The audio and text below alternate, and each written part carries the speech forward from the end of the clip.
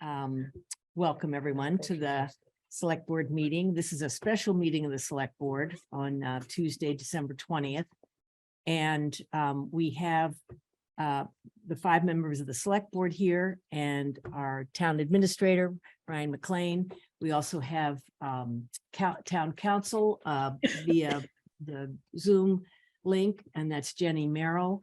And we have here in the audience the owners of Bo, as well as an individual who would like to offer a statement. So what I'd like to do right now, it's a little bit different than the agenda, but in order to accommodate a family issue, I'm going to open the hearing. Then I'm going to invite Mr. Bittencourt to make his statement. And then I'm going to ask the members of the board to continue the hearing to a later point this evening. And right after we do that, we will take community input, and then we will go back to the hearing and continue with the rest of the deliberations. Then the second hearing, which is the nuisance dog hearing, is scheduled to begin at 8:30.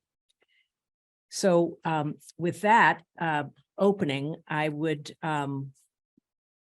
like to just first of all remind us all that this is the first matter on the agenda is to consider amending an existing dog order that we instituted last fall after 2 meetings regarding Bo, whose owners live on South Street. And we are considering whether our remedies were enough, whether we should add to our remedies, and if so, what those remedies will be. So I would just like to remind all of us, both remote and in person, that the expectation is that we all offer our comments and questions and opinions in a respectful and reasonable way, that we're not going to interrupt one another, and there'll be no arguments back and forth, and that I'm sure we are all going to try to do our best to make sure that this is a reasonable outcome tonight. So with that, I would like a member of the Select Board to make a motion to open the hearing, which is on page 2 in your packets.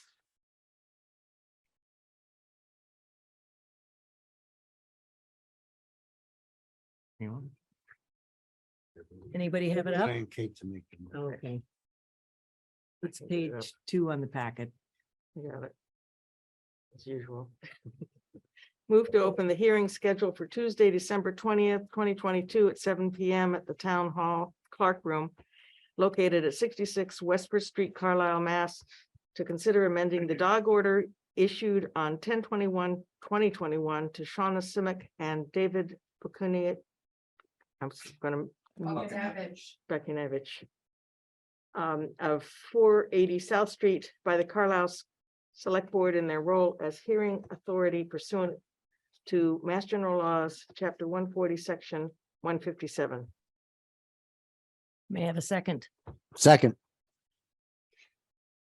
All those in favor, we can do this by voice vote, so we're all in attendance. All those in favor say aye. Aye. Any opposed? All right, the hearing is opened. So I'm going to ask, would you like this statement back so you can use it?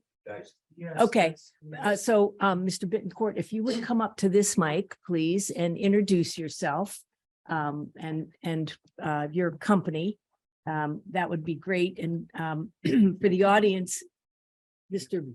Bittencourt owns a landscaping company and is and the dog owners are customers of his. Yes. Okay. Hi, my name is Samuel Bittencourt. I own Bittencourt's Landscape. Me and Dave been doing business since the beginning of this year. We went through a lot of protocols before we started working at his house for the dog. My guys were supposed to knock on the door every time that we came over to his house to make sure that the dog was inside.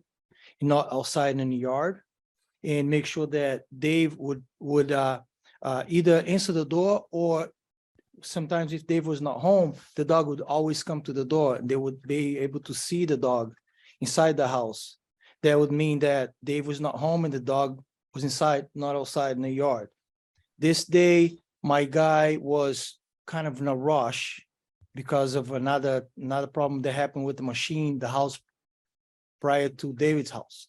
And he didn't follow the protocols. He didn't knock on the door. He just went straight to the gate, opened the gate and went in the backyard, because he thought, because with the time, Dave was never home. But this day, because they were late, Dave was already home and the dog was in the backyard. So he didn't check it and went in, and the dog came to see what was going on, and he hit the dog with the weed whacker. That's when the dog and went after him, and Dave came out the house right away as well and got the dog out of him. He got beat, slightly beat in the chest, and he was very scared, very afraid of getting in trouble with me due Your to worker. Yes, my worker, because of all the protocols. I always told them, make sure you knock on the door, make sure Dave is not home or the dog is inside the house. So he literally called the police and lied to the police, saying that David opened the door on purpose so the dog would attack him. But Dave called me right away too. I was trying to talk to my guys on the phone. He was so nervous, so scared that he wouldn't even understand what I was saying, because he doesn't speak English. I was speaking to him in Spanish.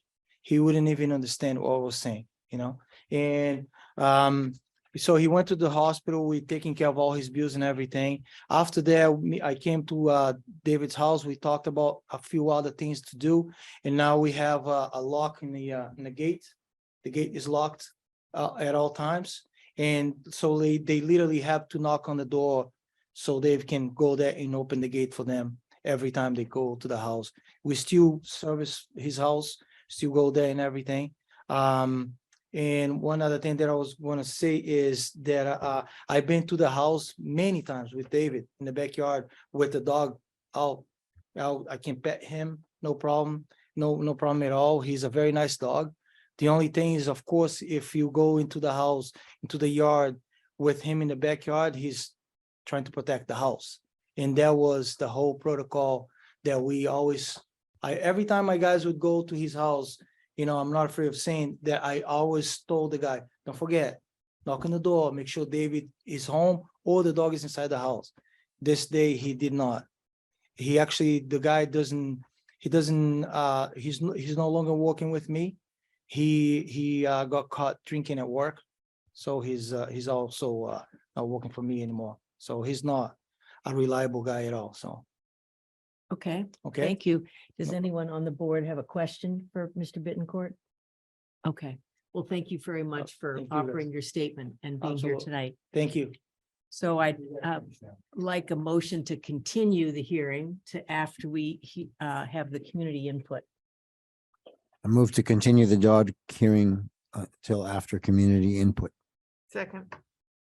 All those in favor, say aye. Aye. Any opposed? All right, excellent. Thank you. So if there is anyone, I think for community input, it would be someone that is on the remote Zoom here. If you would like to offer input, if you could either put your video on and raise your hand, or use the chat button and put your raise your hand, or even use the chat function. I'd like to invite you to offer your comments on this matter. Anybody raising their hand? No one's No. Barney. So Yes, there are people, I think 2 or 3 or 4 people that sent us notes. How do we get those into the public hearing? Is that, or how do we get those as community input so that everybody hears what that? yeah. Well, I guess we could choose to read those aloud. I do see that Darlene is on the Zoom call. Darlene, I don't know if you're comfortable making the comments that you sent us in your email earlier today. If you are, we'd be happy to hear them now. Yes, I was concerned just because of the number of incidents, not just, I heard the mitigating circumstances just now from the landscaper in this dog's behalf, but I am concerned that the select board, I have a letter, that I had sent by email to the board. And I just, the most important thing is I think that, there were restrictions on the dog made last year. And, it appears the measures were not enough. And that's, you're back again with this dog. And, I have owned dogs and a number of animals, and I can understand how, people don't want to take another step with the dog, the select board. I remember about a year ago, there was another attorney that was on, it was not for the town, it was another attorney, and he said that 98% of towns would have taken action on the dog. I remember that. There's an attorney who's an expert on dogs. And I'm just concerned that we're placing the dog's interests over the safety of the residents mainly here. I know the dog is kept in his yard. I know that he can be walked on a leash with a muzzle, with a short leash, but I'm still concerned. I read the packet that was handed out that I read that was online, and I was shocked to read the breed. I don't want to be breed, make an issue of that, but I read that it was banned in 12 countries, this particular breed, and I was just shocked. That's all I'm going to say. And I'm concerned for the select board. If this continues, what could happen with in the town? And I'm concerned about people working in the town. They shouldn't be minimized, that they're not a resident, or they walked in and they shouldn't have. I'm concerned about that and minimizing it, or they're not in a butter. I'm just concerned about some of these things. So that's what I have to say.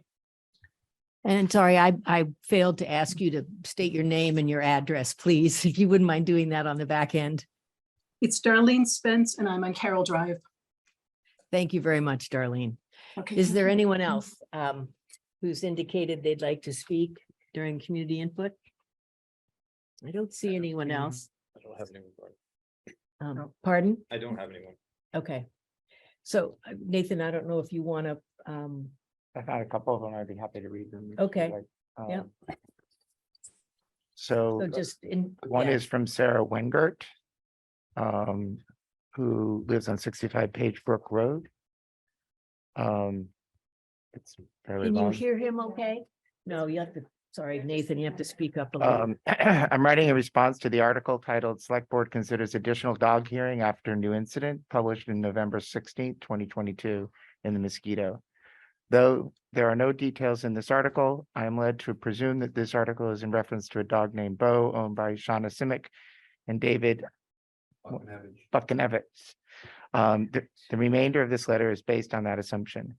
I'm a licensed veterinarian in the state of Massachusetts, and though I'm not currently practicing, I'm a stay-at-home parent. I worked exclusively as a general practitioner of dogs and cats for 6 years. Unfortunately, counseling people about what to do with their aggressive dogs was regular occurrence for me, and I never encountered a dog with this many severe incidents to their name. Based on the multiple serious bites that this dog has inflicted, both when restricted in his home and when out in public, he is an extremely dangerous dog that cannot adequately be controlled, and thus the only reasonable course of action is humane euthanasia. There's no question and no debate. These are horrible decisions to have to make, but in the end, it is the only way to prevent this dog from causing further injury without restricting him so much that his quality of life is reduced to an inhumane point. It seems that there should be no question that another dog hearing is warranted, given that he has inflicted a new bite. If you need a formal complaint in order to set up another dog hearing, please consider this a formal complaint against the dog Bo, owned by Shauna Simic and David Buchanevich. I do not feel that this is safe to have, that it is safe to have this dog in our town as both a veterinarian and a parent. As a related issue, my husband and I, hold on, let me just make sure this has something to do. Yep.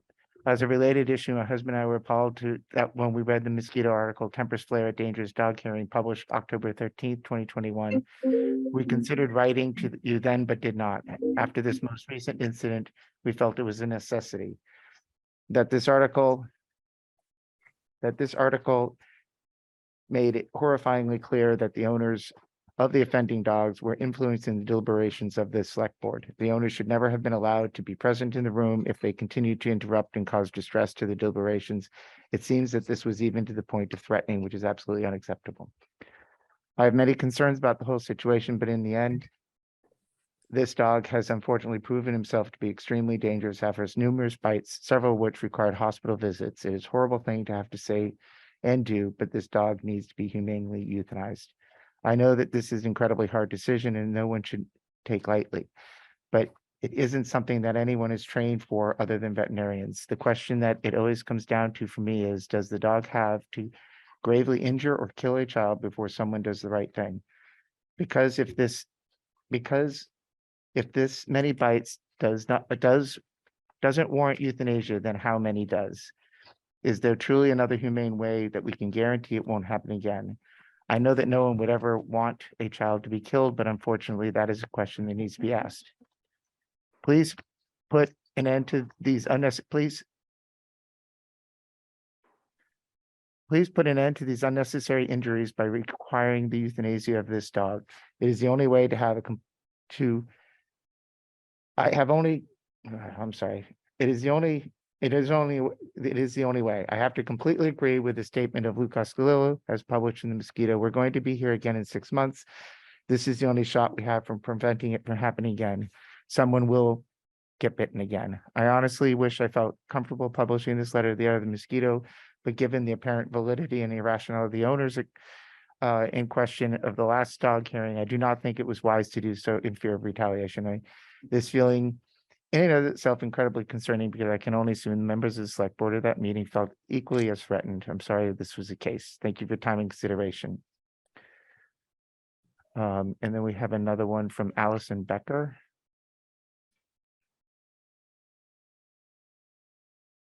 You want me to read it? Yes, please, if it's recent, I mean, if it's regarding this, for this hearing. It's November 20th? Yeah. Okay. Sorry, I wasn't prepared to read it, so I haven't pre-read it again Yeah, since November 20th. I'm writing this as a reflection on the Mosquito report of a potentially future dangerous dog hearing. I'm a dog owner, a dog lover, and incredibly sympathetic to people who are forced to navigate unthinkable choices regarding their dogs. I've owned a dog who bit, and 15 years after the fact, I'm still so sad about losing Pip.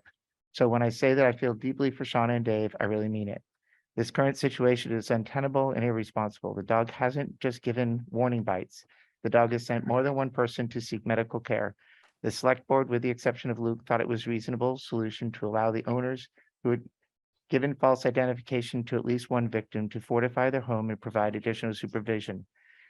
It was not the right choice. I felt sick that Luke was not only standing alone on this, but tossed from the meeting for his strong feelings about it.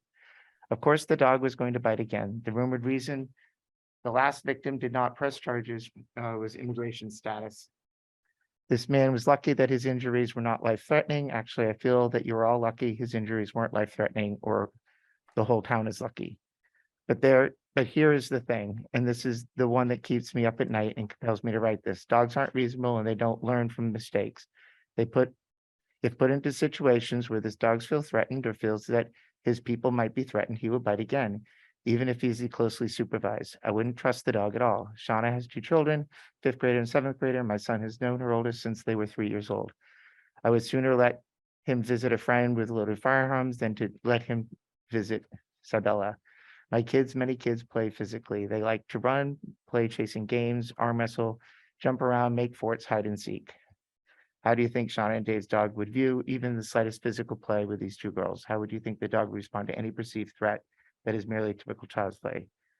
You know the answer to that. Next time the dogs bite, it could be a child. We'll send that child to the hospital. Likely, he's a powerful dog who has sent grown adults to the hospital. Could it be fable?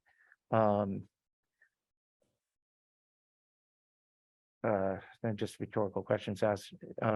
Do what you should have done the first time the dog hearing. It is perceptibly hard as the owners have complied with a soft toss solution and seemingly followed the legal path.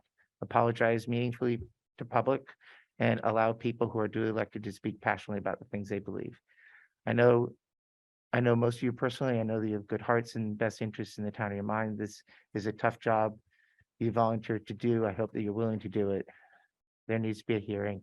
At that hearing, there needs to be a qualified, unbiased dog behaviorist giving testimony. I hired 3 different ones to help me navigate my sad dog Carlisle. Finally was chosen to listen, was forced to listen, but the truth is hard. For what it's worth, I did not put Pup down. He lived the rest of his days on a massive remote Vermont farm with a childless guppy who loved it and sent me a photo every year at Christmas time. It was a safe place for a loved dog. The South Street dog is not a place that is safe for him in our community, so a solution must be found. Thank you. Okay, anyone else indicated they'd like to speak? No. Okay, so that concludes the community input. And so I would like a motion to resume the hearing, please. I move we resume the hearing. Second. All those in favor, say aye. Aye. All right, the hearing resumes. So let me just do what I sort of officially have to do here at the opening of this hearing. So first of all, I just want to remind all of us that as I said at the beginning, we held a hearing over 2 different evenings last fall. We reached a conclusion and designated this as Bo as a dangerous dog, and then we deliberated and came up with a set of remedies. The purpose of the hearing tonight is not to determine whether the order was violated, because the order has not been violated in terms of the remedies that we issued last fall. The owners of the dog have complied with those orders. So the purpose of the hearing tonight, this particular one around Bo, is to review the adequacy of our original order in view of the most recent reported biting incident. Secondly, to determine whether additional orders are necessary to prevent future biting incidents. And third, if so, to determine which of the statutory options the order should be amended to include. And I'd just like to remind everyone that there is a state statute that has created the parameters of what we can and can't do, and what remedies we can or what remedies we can issue. And so we are not able to go outside that statute and come up with different remedies.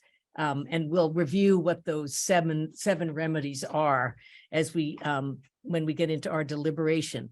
The 3 remedies that we included in our order were first, hang on, let me get to the right page. That the dog be humanely restrained, and that the dog could not be chained, tethered, or otherwise tied to an inanimate object, including a tree, post, or building. The second remedy was that when the dog was removed from the premises, or the person keeping the dog removed him from the premises, that the dog would be securely and humanely muzzled and restrained with a chain or other tethering device, having a minimum tensile strength of 300 pounds and not exceeding 3 feet in length. So basically on a leash, wearing a muzzle. And that the third remedy was that the owner or keeper of the dog provide to the licensing authority or the animal control officer, or in this case, the police department, information by which the dog could be identified throughout its lifetime, including but not limited to photographs, videos of veterinary examination, tattooing, or microchip implantations, or any combination thereof, which would allow the dog to be identified in the future. So those are the 3 remedies that we issued in our order last fall. So again, just to remind everyone, there was no violation of the order. And so we've scheduled this hearing to take a look at that order and determine whether it should be amended. So to open the hearing, I need to just announce this statement. This is a hearing of the Select Board held pursuant to General Laws, Chapter 140, Paragraph 157, and Section 14.6.7 of the town's general bylaws, for the purpose of determining whether to amend the board's order issued on 10/21/2021 to Shauna Simic and David Bakunovich of 480 South Street concerning the dog named Bo. So I would like to allow testimony now from anyone that would like to be a witness. And I wonder, Jean, since Mr. Jean Delano is our animal control officer, since you filed the official complaint, would you like to begin and come up to the microphone, please, and introduce yourself? Thank you. Hello, board. I'm Gene Delano, one of two animal control officers for the town of Carlisle. I live at 1022 Westford Street.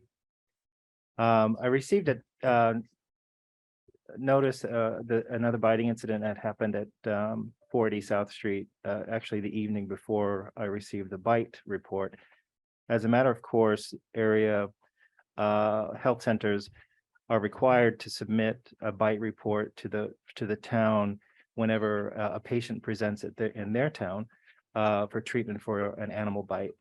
And the other animal control officer and I sort of coordinate our duties between us, and I take care of the quarantining of animals.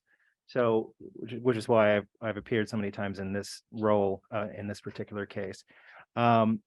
So I received the bite report from the Carlisle Dispatch on the 24th of September, and went to the residence. I called the David Bakunovich, and I'm trying, guys. And let him know that we had to do a 5th quarantine on the animal. So I went over and met with Dave and delivered the 5th quarantine notice. I believe it expired on October 3rd is when it would have expired. David explained to me pretty much what we've heard tonight about an incident involving a landscaper who had been at his house. David told me he was at home. He told me, the landscaper went into the backyard, and he wasn't aware that the landscaper was going to go into the backyard. I pointed out that I was surprised there was no lock on the gate in the first place, given the fact that we've been here before. We've had this issue before, but that was my only comment to Dave. I brought this to the board's attention to make sure that there was a coordination of information between the Carlisle Police Department, myself, and the board, since this is an ongoing issue. And it's really the extent of my involvement at this point. Okay. Is there any questions? Anybody have a question for Jean? What does, I'm sorry. So quarantine, you said it ended October 3rd? I believe it's the 3rd. I don't What have does the order. quarantine entail? A quarantine entails that an animal is supposed to be kept away from public. It's supposed to be kept on, tethered to a person or whatever, if it's ever in public. Supposed to be watched closely for any changes in behavior and any changes in obvious health. In this case, I was well aware that the animal has been vaccinated. The animal is licensed in Carlisle.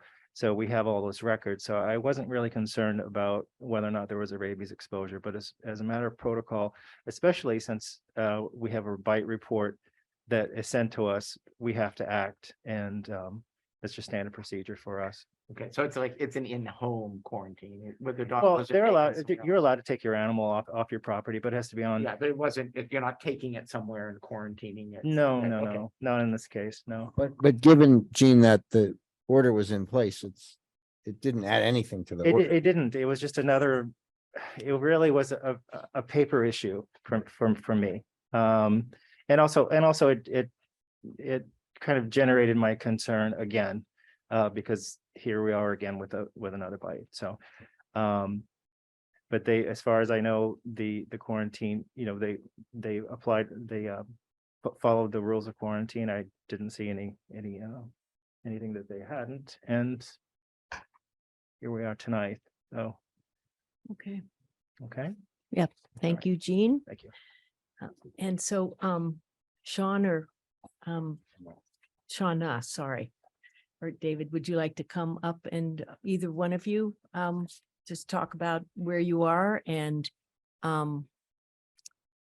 work with us to figure out what we might do in addition to what's already been done, or sort of where you stand on things? Or you can both take turns if you'd like. Just introduce yourself and your Shauna Simic, for address. South Street, Carlisle. So just, I mean, the facts are what the facts are. You've heard it. There's no denying it. I will tell you that the day after this happened, we installed locks on the gate before anyone said anything to us or anyone mentioned it to us. We did it 100% on our own. David has been to our property and has seen it and has seen This is you David know, Modell here. on the David select Modell, board. sorry. board, So yeah. he's seen that we put them on. We've complied with everything. We have put steps in place, with the landscaper. We were upfront with him, told him everything, put a protocol in place. Sometimes people, the worker did not follow the protocol.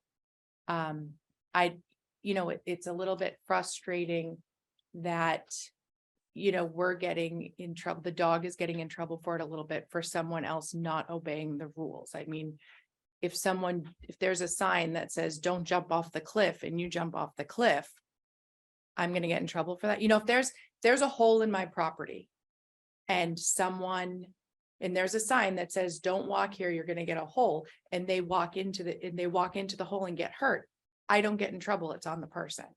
And I've done this. I've put the signs up. I've informed everyone. Like, I feel like I've done everything. The dog is protecting our home. If we walk anyone on our property or walk them in, the dog's fine. But when he sees a stranger come in without us letting him in, he's protecting the home. He's actually doing his job in his eyes by protecting the home. We have kids at the house. We do this, but we follow certain protocols and we put them in place and we make other people aware of them. There's nothing I can do to make someone, it's just really frustrating when we have put everyone on notice and that this person decided not to follow our protocol and got hurt. And again, it's our fault. So it's a little, that's the part that's a little frustrating. So, we've already put the locks on. I understand there's a lot of concern for people in the community, but it's not like Bo is running wild throughout the town. He's on a leash. He's in our home. He's on, he's locked up in our yard. We have a fenced in yard, so I understand. There was that one incident in Great Brook Farm, but other than that, all the other incidents have been on our property because he's protecting our property. So, I'm willing to make it work. Like I said, we put on the locks. If there's other suggestions, I know that the locks are not part of the law, but if, we already did that on our own. So, I don't know if anyone has other questions for me. I don't know if David, you has anything else you want to add? No, I just want to say that, Can you just move the mic over? Thank you. And introduce yourself, please. Thanks. David Buckinevich, I'm the owner of Bo, that, I was just listening to, the people chiming in the community and, I understand everyone's concerns, I do, and, I get it. And, believe it or not, you can ask Dave. Dave's met Bo. Bo's not a vicious dog.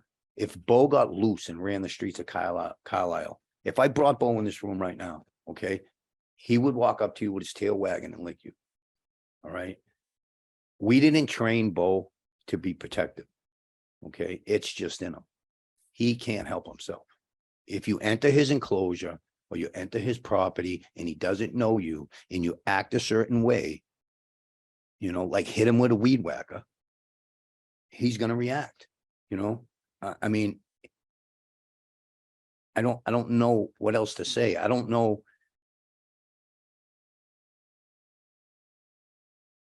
To me, it seems like that someone should be held responsible for their actions.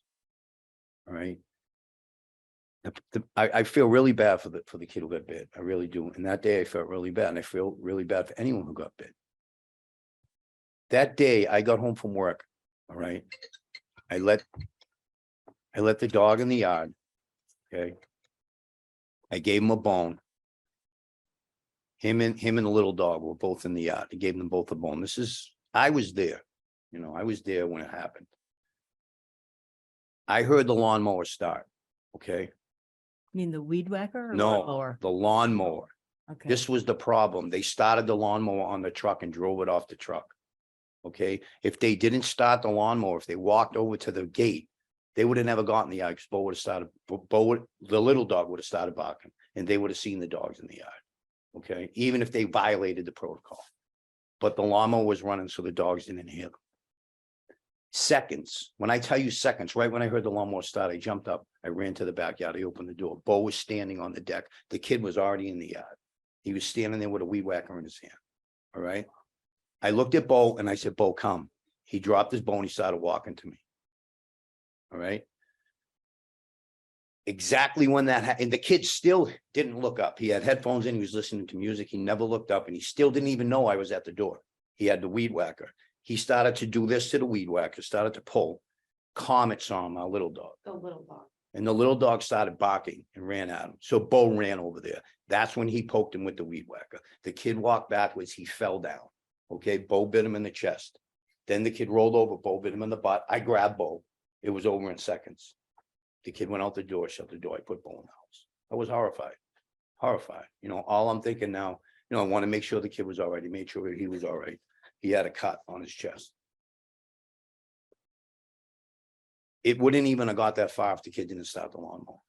You know, like I said, I just want to thank Dave. Dave took the time to come over. He saw the house. He met the dog. You know, he actually met the dog in question, instead of, like, you know, wanting to execute the dog before even meeting him. Like, it's just beyond me why someone wouldn't want to meet the dog that they're going to kill. I don't get that at all. I still don't get it, and I'll never get that. And I'm upset about it, to be honest with you. You have a concern, come meet the dog. You know, so like I said, Bo's not a vicious animal. He's not.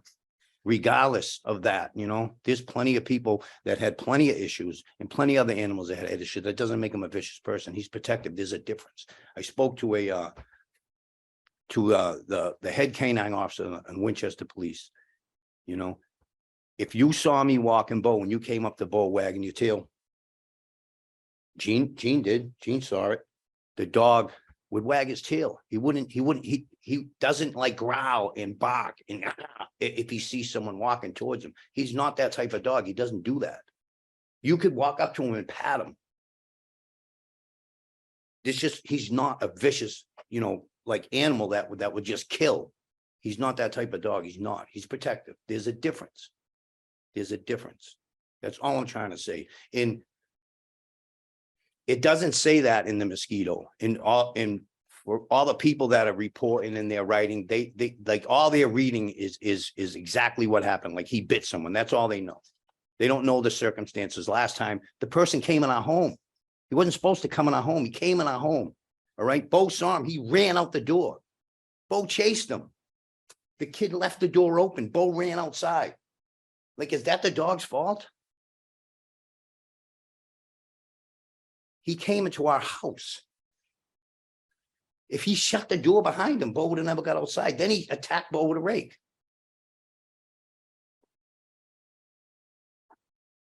Like I said the last time we were here, we're members of the community. We just want to find a solution to the issue. I put big signs up everywhere. I have pictures of them. I emailed Dave. They're on every gate. Every gate is locked. I built an 8-foot fence in the back. All right. I put a lock there and I put a big sign there. So no one can get in my yard. When people come to my house, Bo's in the crate. And as far as like him attacking children, there's children in our house all the time. We have 2 kids. They go to school in town. There's kids and we have sleepovers with kids, like 4, 5, 6 kids. Have you ever heard of a child getting bitten at our home? No, it's never happened. No, that was a scratch. And that woman came and testified for us. Our neighbor across the street, all the victims, not one of them came here. Not one of them took the time to come here and say what happened. I was sued 3 times for money. 3 times. But they didn't have the time to come here and testify that the dog was dangerous, but they sued me for money. I don't know. I don't mean to come off aggressive and I don't mean to come off angry. And I really don't. I really don't. But I love my dog. He's like my child. You know, he's part of the family. So when I hear someone calling and say they should kill my dog, it's like someone sitting there saying that someone should, you know, they should kill your child. So, I mean, I don't know what else to say, you know, and like I said, I don't want to be mean. I don't want to be angry, and I don't want to make people think like I'm a combative guy, because I'm not. People that know me know I'm not, but it's just something I'm passionate about, and I don't, you know, and I can't help myself, you know, I really can't. But, you know, is Bo a perfect dog? No, but I've never seen a dog that was perfect. You know, he's protective. All right. If someone comes in his enclosure, he's going to protect it, especially if they're not supposed to be in there. And if they attack him, if they try to hit him, he's going to bite him. I'm sorry. So that's about it. That's all I have. So why don't we see if, you know, any of us have questions or comments? I know it's a little different than the way we've done it in the past, but I think it might be worthwhile for us to sort of do some brainstorming together about. Can I say one more thing? Yeah, We're willing to work with the board. Like, we're willing to do that. I know you said that, you know, Sean, I don't know if you guys don't know, Sean is an attorney, and she studied law on other dogs, you know, other incidents with other dogs where you can amend, you know. We can, for instance, the locking of the gate is not one of your options. We're willing to agree to it and sign off on it. We So can there's sign a other contract things with that's, the town. you know, so. questions, comments from board members? I have a question. Okay. So David, can you just tell us a little, or both of you, a little bit more about your yard as far as who's going in your yard? Because it sounds like you do have landscapers, is that right? Who go in and mow? I'm just curious describe your. So I situation that you submitted pictures of my yard Yeah, the and- last Yeah. hearing. Yeah. And let me just mention for the public and for the record that, as David mentioned, we do have photographs that we received this afternoon of the gates with the locks on them and the signs that you have posted. But yeah, continue. So I only have an acre. I think not even a quarter of an acre is there's 2 doors to the backyard. 3, one from the garage, one from the dining room, and one from the kitchen that all go to the backyard. And it's all goes to a fenced in yard. The only way to get out the front is the front door, which we've never used. It is chained and double locked in case, so that the children remember not to use that door. The only other door is down the stairs to the mudroom on the level of the garage, which goes out, that the children use. And then there's just the garage doors, but the yard is fenced in from the 3 other doors to get outside. Yeah, but who is actively in So we your have a yard? landscaper. I have to get a propane delivery. I've already spoken to the propane delivery person. And he's calling ahead because we put the lock on the gate. There's nobody else that routinely goes in the No one yard. goes in the yard now unless we live in it. That's basically it. No one. Because No it's one. locked. The It's gates not- are locked, every Yeah. gate has a lock on it, a padlock on it, and the chain link has a, like a wire lock that goes through it. You can't get in. No one, unless you jump the fence. Unless you want to I jump think. the fence. We can't do everything, but no one goes in the yard. No one goes, if anyone's on the property, Bo's in the crate, and I just, Bo's never in the yard. Unless we're Unless we're home. Never. Like, no, we don't leave them in the yard and just go out, like, we don't do that, we take precautions with the dog, we do. Right. And he's never in the yard and I never did that with my little dog. I don't leave the home of my dogs outside. But, he's. but there's no way that a person at this point, because you have locks on your gate. Unless they hop the fence, Unless they hop the fence, you No. have to let any Yes. visitor into Yes. your yard at this unless point. they hop the fence, yes. Yes. And the first thing, I mean, when I met with the landscaper, when I met with Sam. We went over the whole thing. I told him that Bo was deemed a dangerous dog. He did a landscaper. I told him what happened. I said, I can't have anyone come in the yard if Bo is in the yard. I can't have it. I said, so, no one comes in the yard. Every time it was good, except for that one time. And it was like the perfect storm of what had to happen for it to happen, because they came late, because the machine broke down, because they usually come in the daytime. I happened to be home, so I let the dog out. They started the lawnmower first, made enough noise so Bo couldn't hear it. Didn't knock on the door like they were supposed to. And even if Okay. they did, even if Okay. they, I was just but I curious. just want to say, even if they didn't knock on the door, and if they decided not to follow protocol. And they didn't start the lawnmower up, they would have been aware that the dogs were in the yard. It would have reminded them they're not supposed to go in the yard. Did you have something? Kate? Yeah, I just wanted, the locks are keyed locks Yes. and you have the Keyed key. Yeah, the landscapers don't have the key. Right, that's. And do your children have access to the keys? No, No, they don't even know about them, I don't think. Okay, they don't go in the yard. Well, They run around in the yard once in a while. They don't go in the yard much. They play with the dogs once in a while. but they always go from the house, from inside the house. They would never access the yard from not going through our house. outside, yeah. David or Nathan, do you have particular things you want to follow up on? No.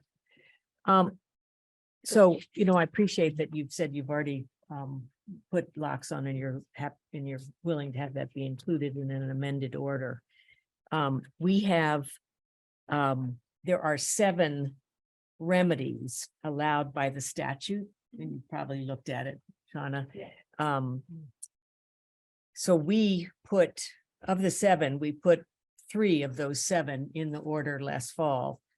And the other 4, I'll just review quickly. And again, everybody has this in their packets, but one is that the dog be confined to the premises by the keeper of the dog.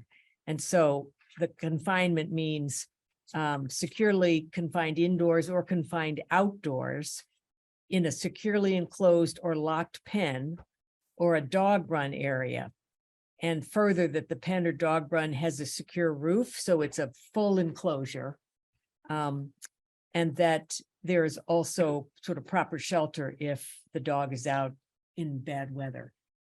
So we did not have that as part of the remedy.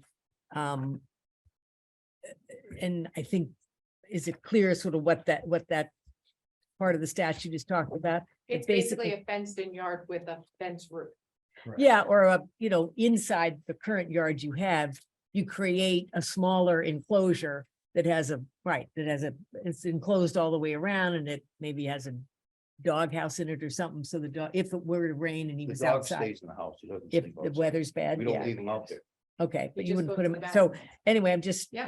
for all of us to understand, that's one Yeah. choice. One remedy. The other remedy is around the insurance. So require that you provide proof of insurance in amount not less than $100,000, ensuring the owner or keeper against any claim. And there's a lot more in that particular, but that's the basic idea of it. Can I just weigh in on real quick? Sure. We can't get insurance for the dog because Yes, you you guys deemed it dangerous. They won't insure the dog. So that's that. Okay. So this is dog insurance. This is not homeowners and an We additional cannot- policy around They won't They include the won't. dog on the homeowner's won't include insurance. If it's, since it's been deemed a dangerous dog. Correct. Okay, so that would appear to rule out that as an option. Then the third remedy that we did not put into the order, and let me just ask, has Bo been neutered? Yes. Yeah, Yeah. so that's what this Because other it's remedy 6 is. months old. Okay, so, and the final remedy is the one, that is the worst, possible outcome, is that the dog be humanely euthanized.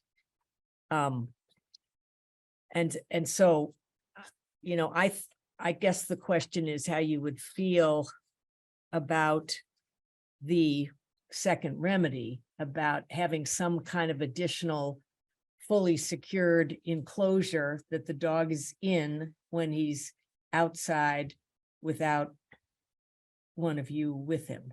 How is that any different from a fenced in locked Yeah, what if yard? the lamp, what if? Well, it's because imagine if you have this enclosure inside your existing yard, and for whatever reason, the lock broke, somebody does jump over the fence, they are in your yard, but Bo is enclosed, and so he can't get out of this enclosure to bite somebody. And again, I understand, Correct, except for the fact that I could make it the entire size of the yard it is right now and just put a roof covering on it.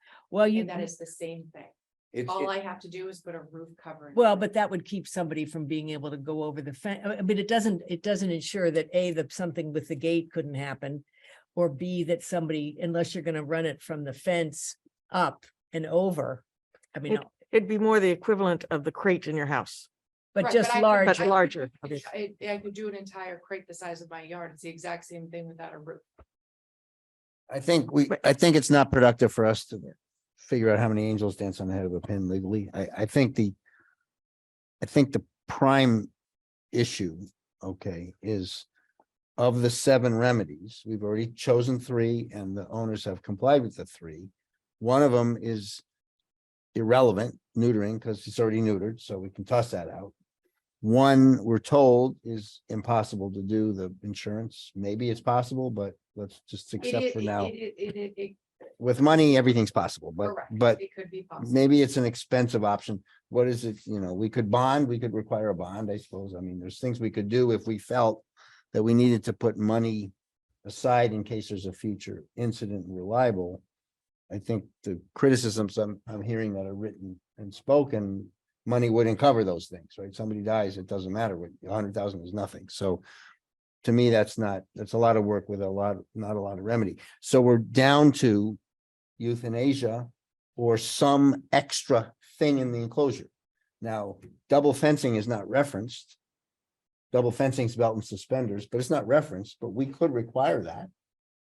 If that's important to us, so you have extra, thing, so nobody.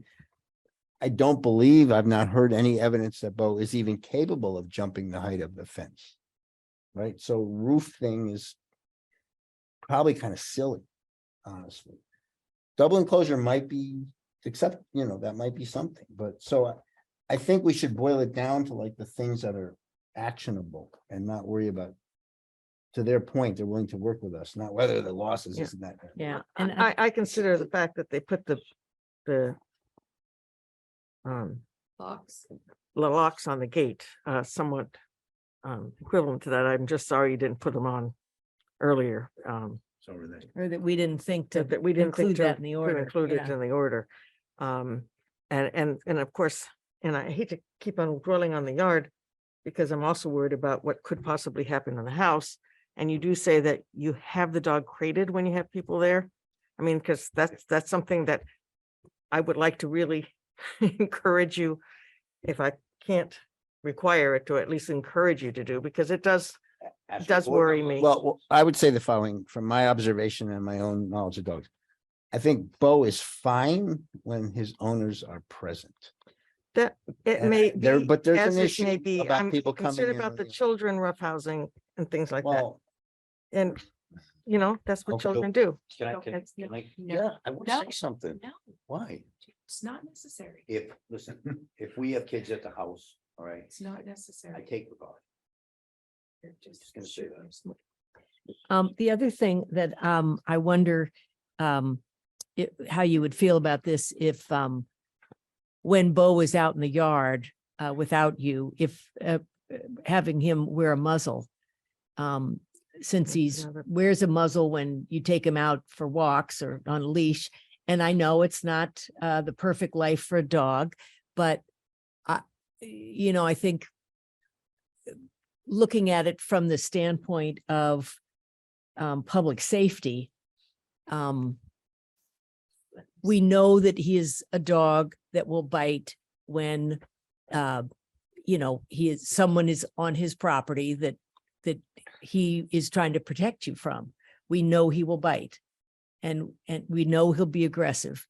And we didn't really talk about training, but I think you have tried to have a trainer work with him, and We have a trainer. He still goes to the trainer. You cannot untrain a dog to not be protective. yeah. So, Okay, second, right. that you have taken away the dog's ability to run.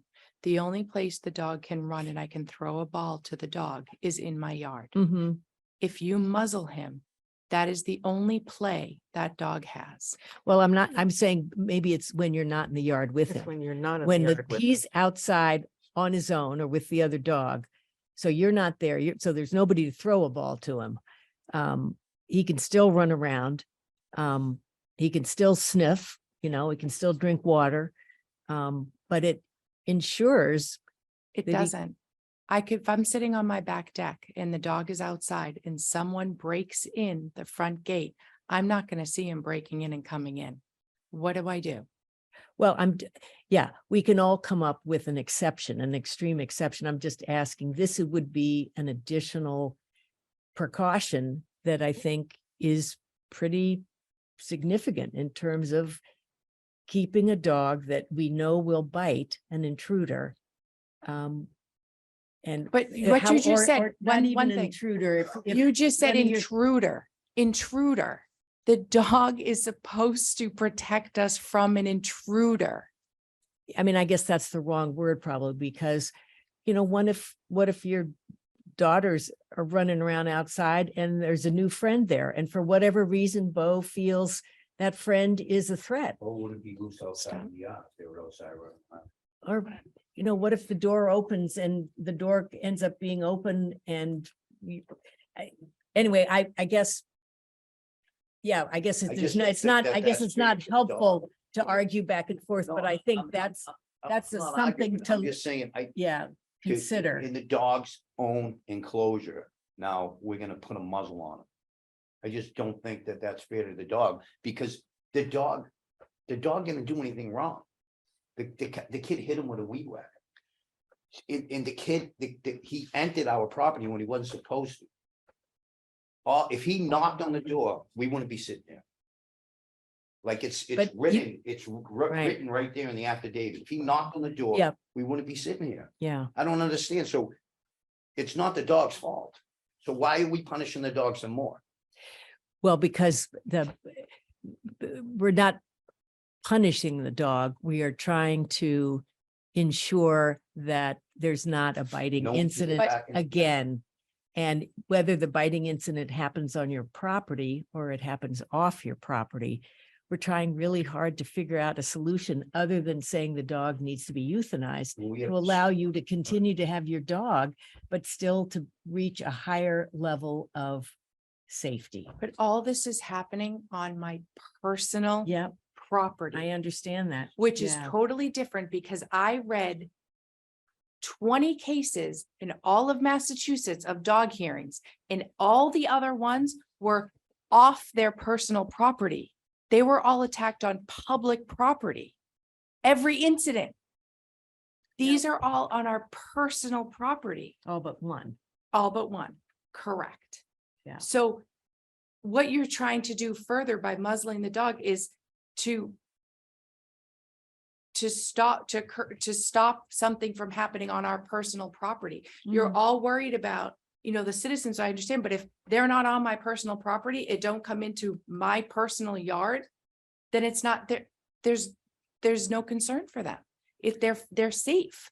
And at some point, I do have a dog for protection. If an intruder comes in my yard Why can't my dog protect my children from getting harmed? And if you muzzle him, or he's on my personal property, locked on my personal property. At what point do I get some protection?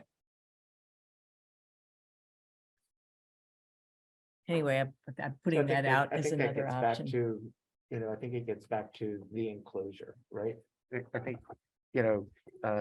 because the enclosure doesn't address at all what you were just saying about an intruder.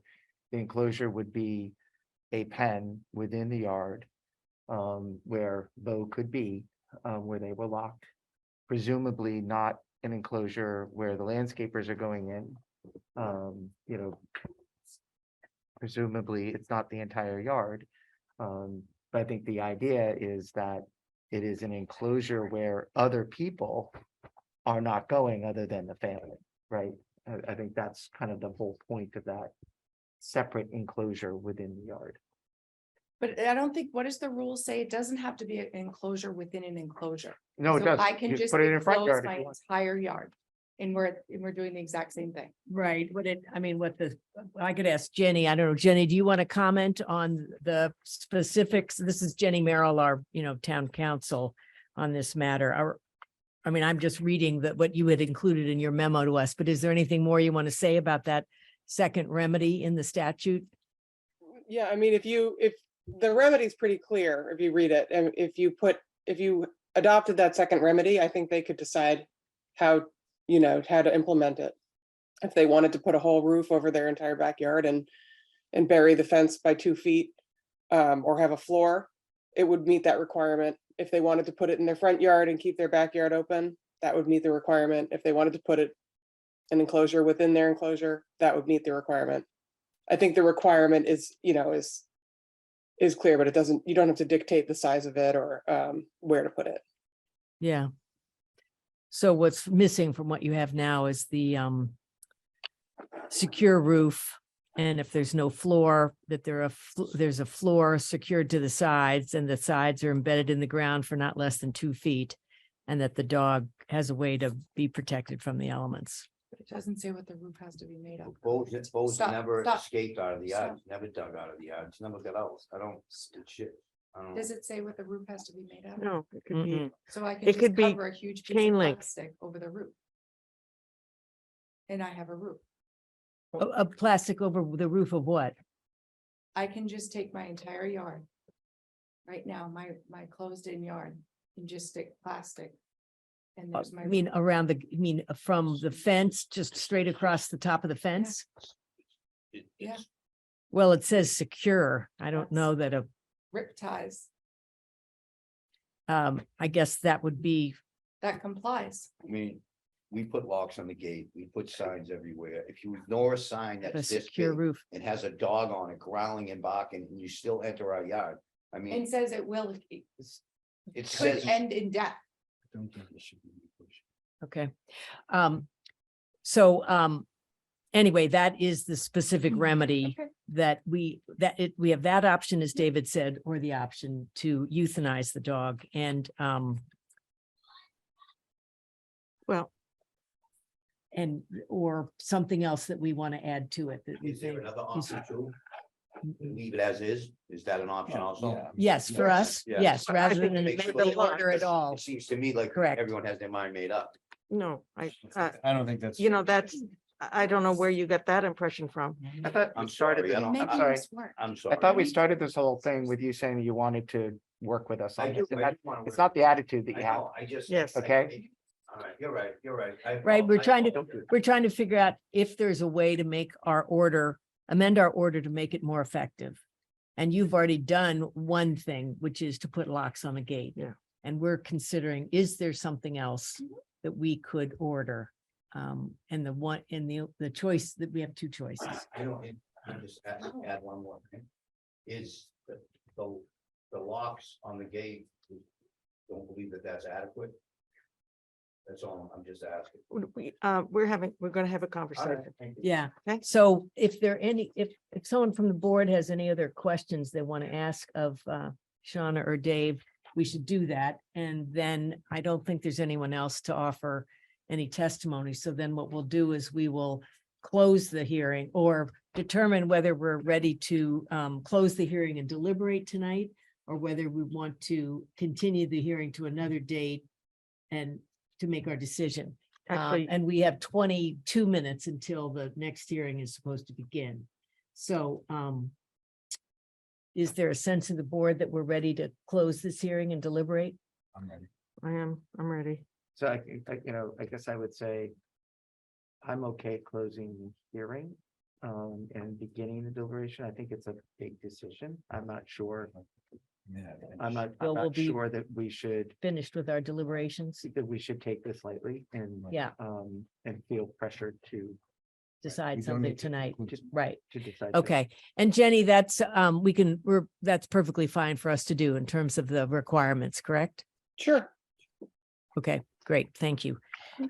All right, well, I think then I'd like an order to close the hearing. A I motion move- to close the hearing. I move we close the hearing. Second.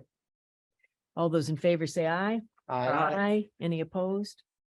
Okay. So, we have heard the witness testimony. We've heard some comments from the public. We have the documents that have been provided to us in the packet, as well as some additional photographs from the dog owners and the police incident report, and an affidavit from Sam Bittencourt from the landscape company. We should note, Chair, that the owners also provided pictures of locks and signage. I'm sorry, isn't that what I said? Yeah, Yeah, she she that she noted that. started with that. Okay, Maybe you were out. yeah, Stepped out. Yeah. No, no, you stepped out. okay. All right, so let's open it up for our deliberation. We've got two remedies sort of included in the statute, and we also may have some other things that we want to consider. Because this is a hearing to amend the order, it may be that we have other. Jenny our town council advised there may be some other things we could include, such as a muzzle Okay. when the dog's Well, outside. But anyway, let's hear. I certainly think that we cannot not include locks on the gate. And I think that pretty well brings it up to an enclosure for the dog. So you would be saying amend the dog order to include gate locks on the gates. Yes, Okay. at a minimum. Okay. That's certainly one thing I would like to see us add to the order. Yeah, Put it So that way. you're saying the roof thing. I'm not No, saying the the locks on thing, the I'm gates. saying locks on the gate. yeah. Other Yeah, let's, opinions, feelings about this? this is a very issues. difficult thing, and I'd like us to consider before we go into specific remedies, the abstract problem that we face. So again, in my opinion, I just mentioned it. I think the dog is protective, as David said, and therefore when the owners are present and active with the dog, and I can't explain some of the earlier incidents, but at least my own personal observation and what I've heard, probably fine when the owners are around and not fine when the dog feels like his space is being violated and his owners are not present. So there is they said it themselves, it's something that can't be trained out of the dog. So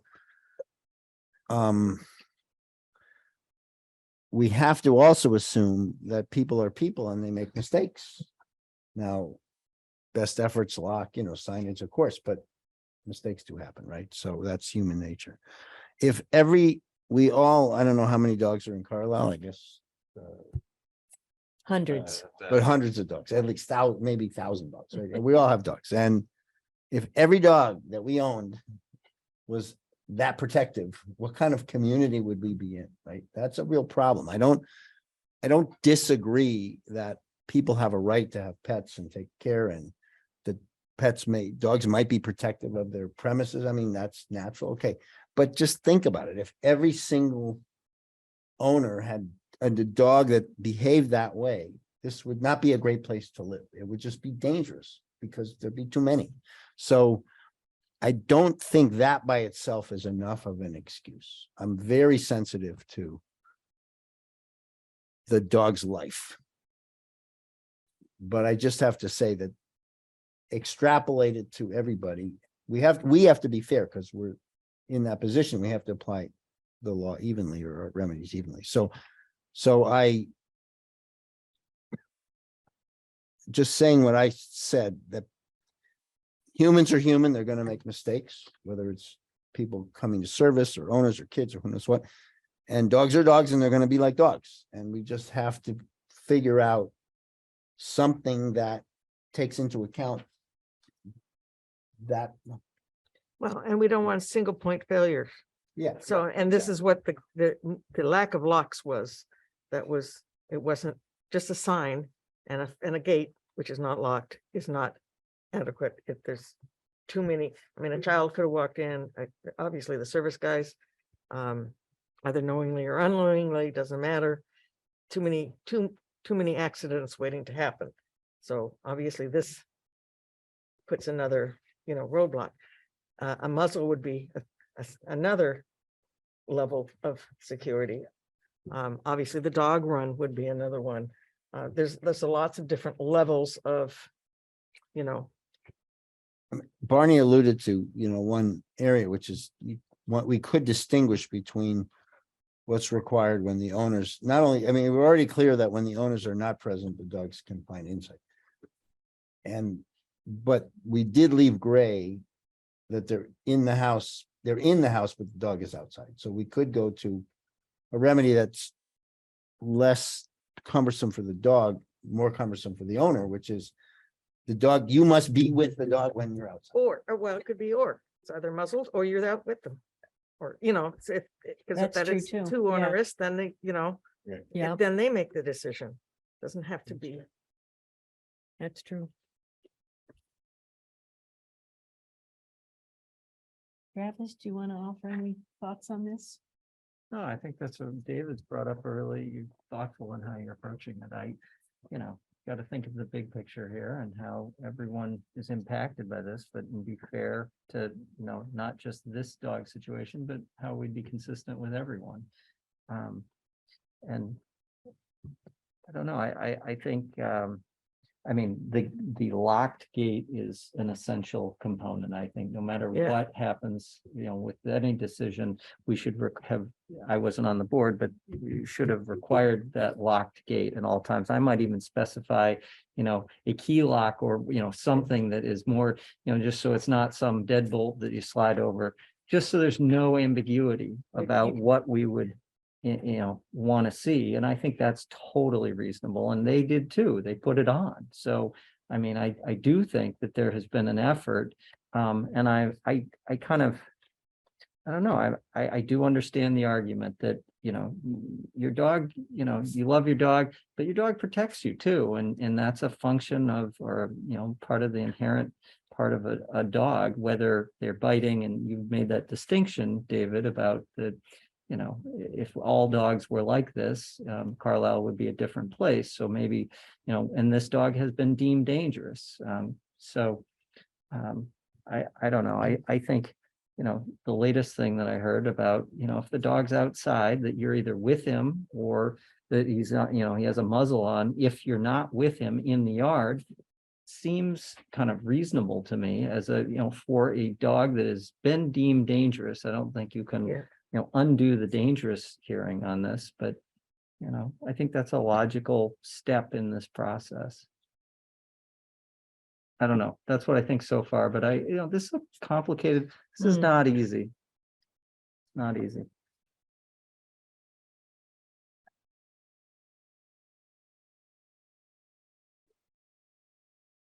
We don't have our little V thing, so it's hard to see people. We don't have our what?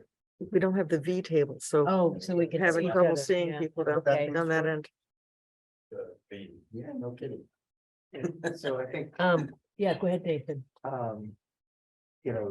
so I completely understand what David and Travis are saying. I think, the question is, it's kind of like, so the locks, we didn't demand the locks on last time, but I don't think we actually had the authority to do that. And they're agreeing to do it and they did it. But we didn't include it because it's not actually within our authority to say you have to lock the yard. And you know, they're agreeing to do that. And you know, this is a very, very hard decision. I'm a dog lover. I think but it's, as David said, it's like if every single dog was this way, what would we be doing? So I think if we were to decide to add other things, I'm not willing to just I think we need to look at what not only their liability is, but the town's liability is, since we've already talked about this a bunch of times. And I think I'd want to talk to Jenny about what is our liability if we're doing this and something else happens with the dog, and maybe revisit that insurance requirement if there is a liability to us. Not that it's obviously, I'm not just worried about the money to the town. I'm more worried about somebody else getting bitten again. I don't want to just pass that off as a done deal. That we shouldn't look at that. Because the alternative is not a great one for us to have to decide, but I think that's also not off the table. The The euthanizing. euthanizing, yeah. Yeah. And that's why I don't want to make the decision tonight. We heard the testimony tonight. I think it's a really big decision. So I'd like to mull it.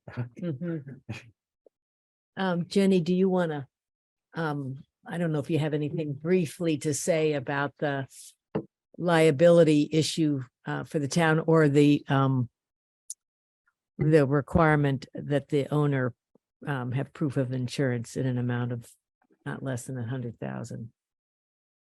Sure. And actually, let me add, so you asked a question about adding locks.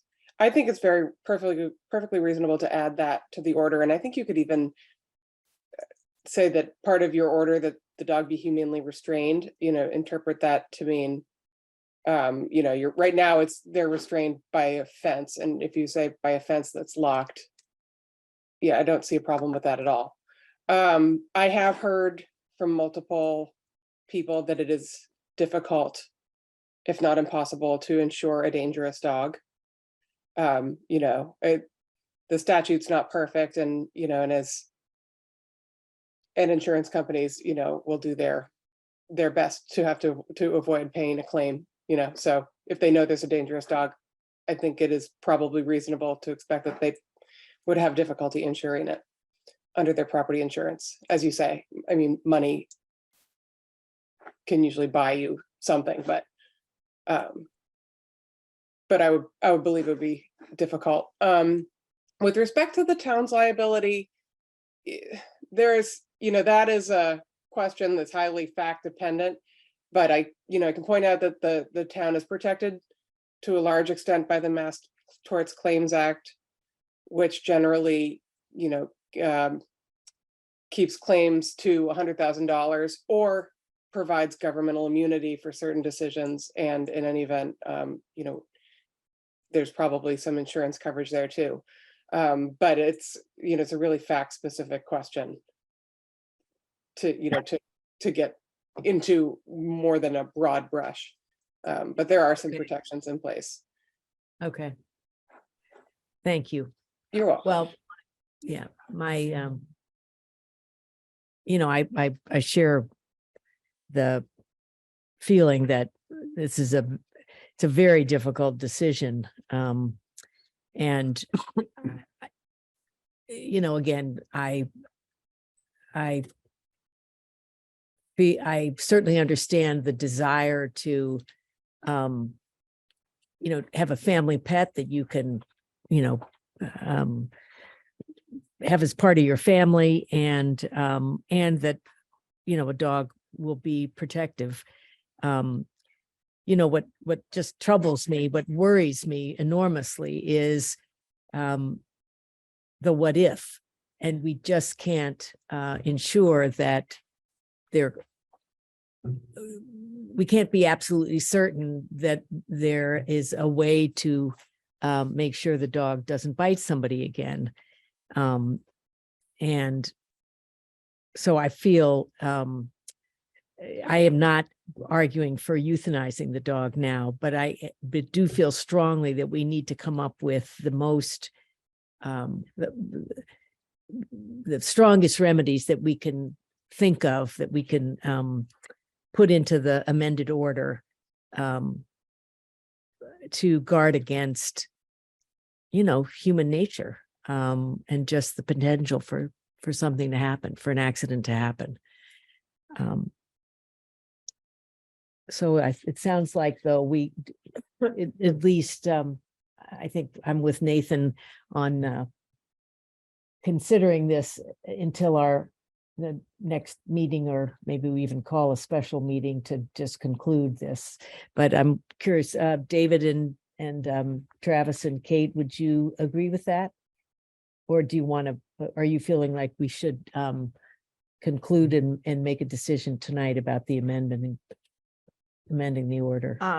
I would like to get as many amendments in as early as possible in order to get them executed place? In place. And I guess, because, and I'm not, again, I'm with you, I'm not advocating for euthanizing the dog at this point. But if that dog were to ever bite for any reason at all, one more time, I see no alternative. That would be the last straw. So I would strongly encourage the owners to be super vigilant and put in place whatever and as many safeguards that they can in their home, both inside the house and outside of the house, to ensure that this does not happen. Jenny, is there a way for us to amend the order, amend the order now with some of the specific things we've talked about? Were we ready to make that decision in the next 5 minutes, and then come back to looking at additional remedies? I mean, you guys can come to, if you don't want to finish your deliberations right now, you could come to a general consensus about what you might want to do and then reopen it, continue it next time if you're running out of time. Yeah. Yeah. Yeah. Can- I mean, if I I could wouldn't- add, Go ahead, Jenny. No, I was just gonna say, I wouldn't conclude the hearing or your deliberations if you were gonna add more. Yeah. Yeah. since the owners have shown a willingness to do things voluntarily, I think my position is if we give them a strong sense, which they should be getting, of where we're going with this. As Kate said, until we conclude, do the things you think we're going to recommend, just start doing them. Just be outside with the dog when the dog's outside, or else you want the dog to have a muzzle on if he's alone in the yard. Just protective things that are, That's fine. I don't have a problem with that. I don't have a problem with that. I mean. The insurance thing, I looked into it. It's- We already have locks on the gates, so that's Right. already done. So, right, Those so two things are the there things is- we talked about, and we've already been. Right.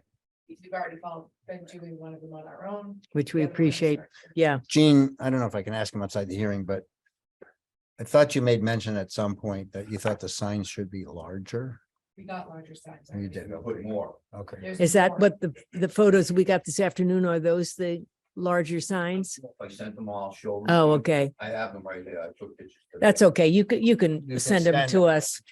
Yeah, we'll put them in the record. Yeah. I Okay. think one of the difficulties that we have here is there's reacting to the situation that just happened, right? But that situation just happened. And we didn't expect it. And so it's like, as we're thinking about this, we need to try to figure out what else unexpected could happen. Right. And, and so like, what if the dog went out the front door? Right? I already told you What it's could we? chained and triple locked. I testified. Right. It's never got out. It's never For been that out before. specific reason, it is What if- changed in triple lock. What if someone else's dog? got So out if front? if I may direct my, Yeah, so hang on. Yeah, listen, we're not, I think we're gonna close the hearing when we, That never happened. that's the point of this meeting, is trying to figure out. yeah, those so types hold of on, things. David. Yeah, David, we're done taking any I get it. comments from, so you just have to hold off. Yeah, thank you. That's okay. Nathan, So, like, just what if the door was, was Right, open, somebody was somehow or coming or other- going, right, and there was somebody in the front, right? I mean, I think Right. that happened. It was a little bit different though, because somebody walked into the house and then left the house and the dog went out, but yeah, what is to protect in the front, or do we consider something to contain the dog within within all the egresses, so that if it were to get out, there's at least another barrier to it being able to do something. I'm trying to think of Mm, alternative The solutions that visual- lead to yeah. a different outcome. right. I think, sorry. Go ahead, Travis. So I thought we saw some photos inside the house too, that had different kind of penned areas, and maybe David, if you were at their house, that there weren't there gates within the house, or am I remembering that right? There- I don't recall that. The Yes. dog does have a crate where he is, No, I think, when there are- they're not home. But he had gotten out of that gate at one point. He went downstairs Oh, I when don't. the little girl was Yeah. upstairs. There, I think. in I don't know if the last pen- Let's, photos, It yeah. would be, I don't know if we need more testimony or anything, but I No. think that there are things in place. I can discuss this more too, if you want, but maybe we can continue. Well, I think, what I'm hearing is the owners have the message that, at least for the moment, at least start this process of not letting the dog be unattended in the yard. Okay, And if he is. we wearing should a do what muzzle, Nathan recommends. We should think about All the all possible. these possibilities, Yeah. and if we need to, we can go get an expert. There's experts out there, I'm sure, that'll tell us Mhm. like what can go wrong, what could possibly go wrong. I bet Yeah. you we could find somebody and have Yeah. them give us, their opinion. I mean, so I agree, we should not, I don't believe we should reach a conclusion tonight. We heard a lot of good information. It's not an adversarial proceeding. I think everybody's cooperating. I guess I would I'm also gonna just- call on Ryan, and then I'm gonna ask, unless there's some new information that we want to offer, that we Nathan. take a motion. Nathan, But- Okay, hang on, I'm gonna, Ryan signaled that he would like to say something, our town administrator, then. I know time is short, and it's hard to find a time to have this be considered, but two residents who I have empathy for the situation and the board. It's also important to consider, as I'm looking at Gene and hearing from other town officials as well, that there are police and fire and other officials that have to respond. That needs to be part of this consideration as well. Mm, Because they would not hesitate to go into your yard, no matter how dangerous a dog was, how we can make sure that Mm. those people are safe. It's not a what if, it is unfortunately a reality that might need to happen. So I'm just asking that everybody consider the safety of employees as well. That's a Thank very you. good point. Yeah, Um, Nathan, So I something. was I was just gonna say, yeah, Okay, don't forget the mic. I think, we can be thinking about things that, we want to do. We can ask people, but I would also ask the dog owners to think of other things, because they, your house, the circumstances. Is there anything else? You already thought of the lock. We're trying to avoid a particular outcome. If there are other things that you can think of with, in relationship to your specific settings that you think could further protect people from the dog, I would just ask you, not now, but just think about those things as we're thinking about it. As far as expanding the fence to the front of the house.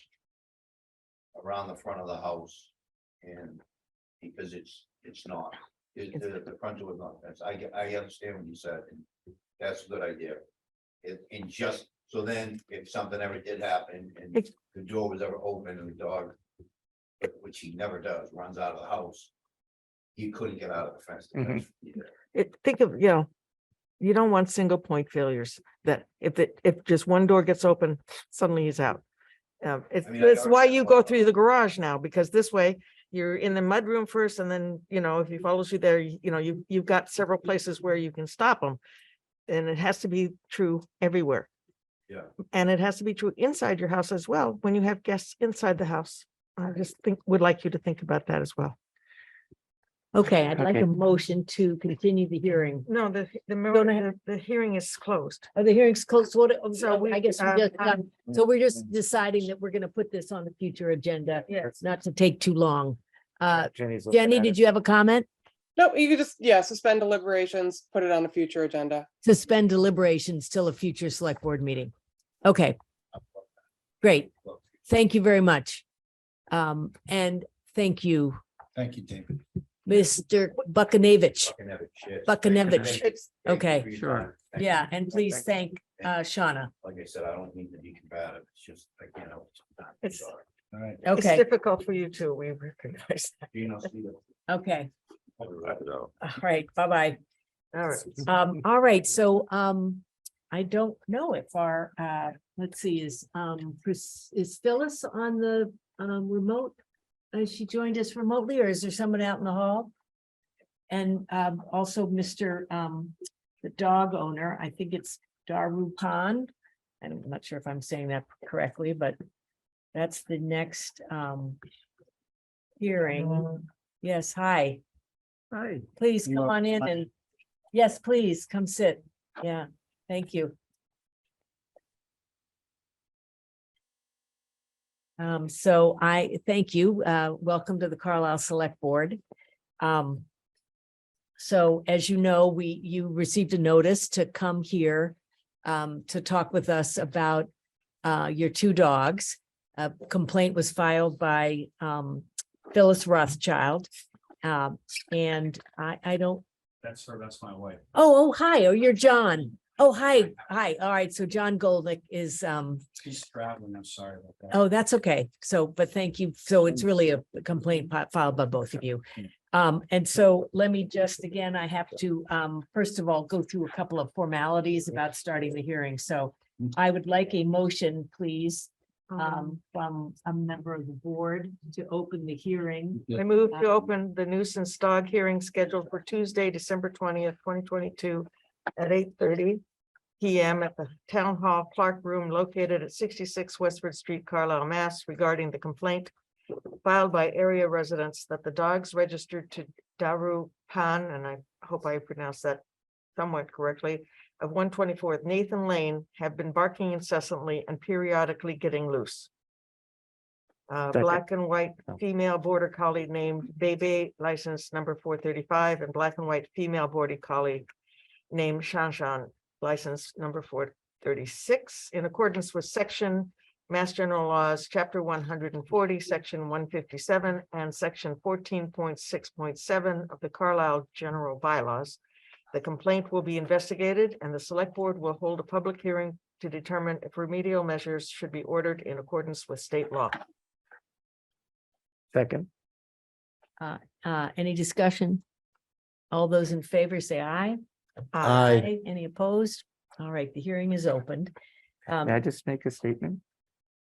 So I know them, they're my neighbors, and I just want to be transparent that I know them, I know their Okay. dogs, and it's Okay. impossible in Carlisle not to. Hello, and so I just wanted that to be out there, On so the there wasn't record. this Okay, uncomfortable thing. Good.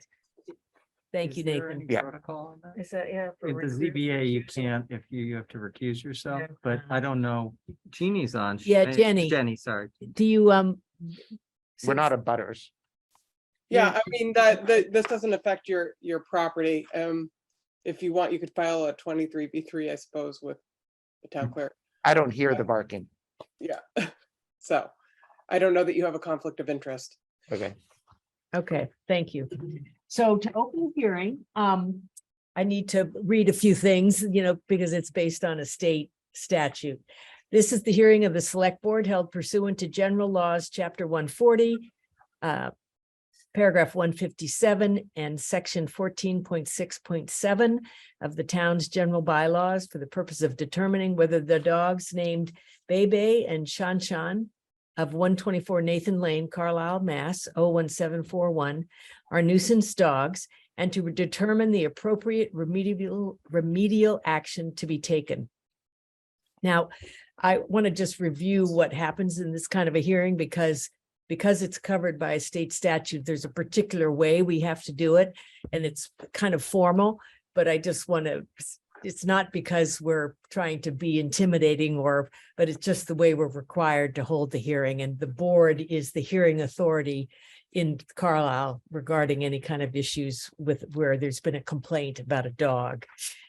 So first of all, I would like to ask John Golnick, who is the person, he's one of the two that filed the complaint. John, if you would come up to the microphone, and I'll need to have you be sworn in. Okay. And that's again required by the Massachusetts general law. So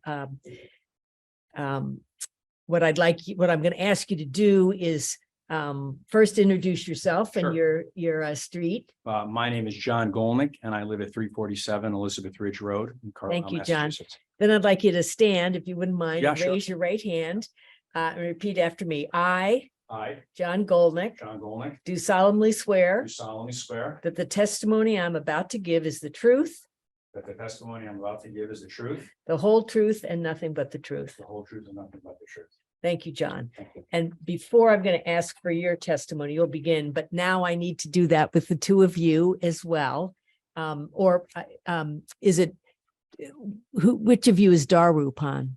Daru, do you want to be the person that is going to offer testimony about your dogs? You're welcome to come up, and we'll ask you to talk about them. And so I would be swearing you in, or if you both want to say something, I would be asking both of you to be sworn in. Do both of you? Okay. And so can you tell me your name, ma'am? Ayembolyen. Yemboyen. Okay. Good. Yemboyen. Okay.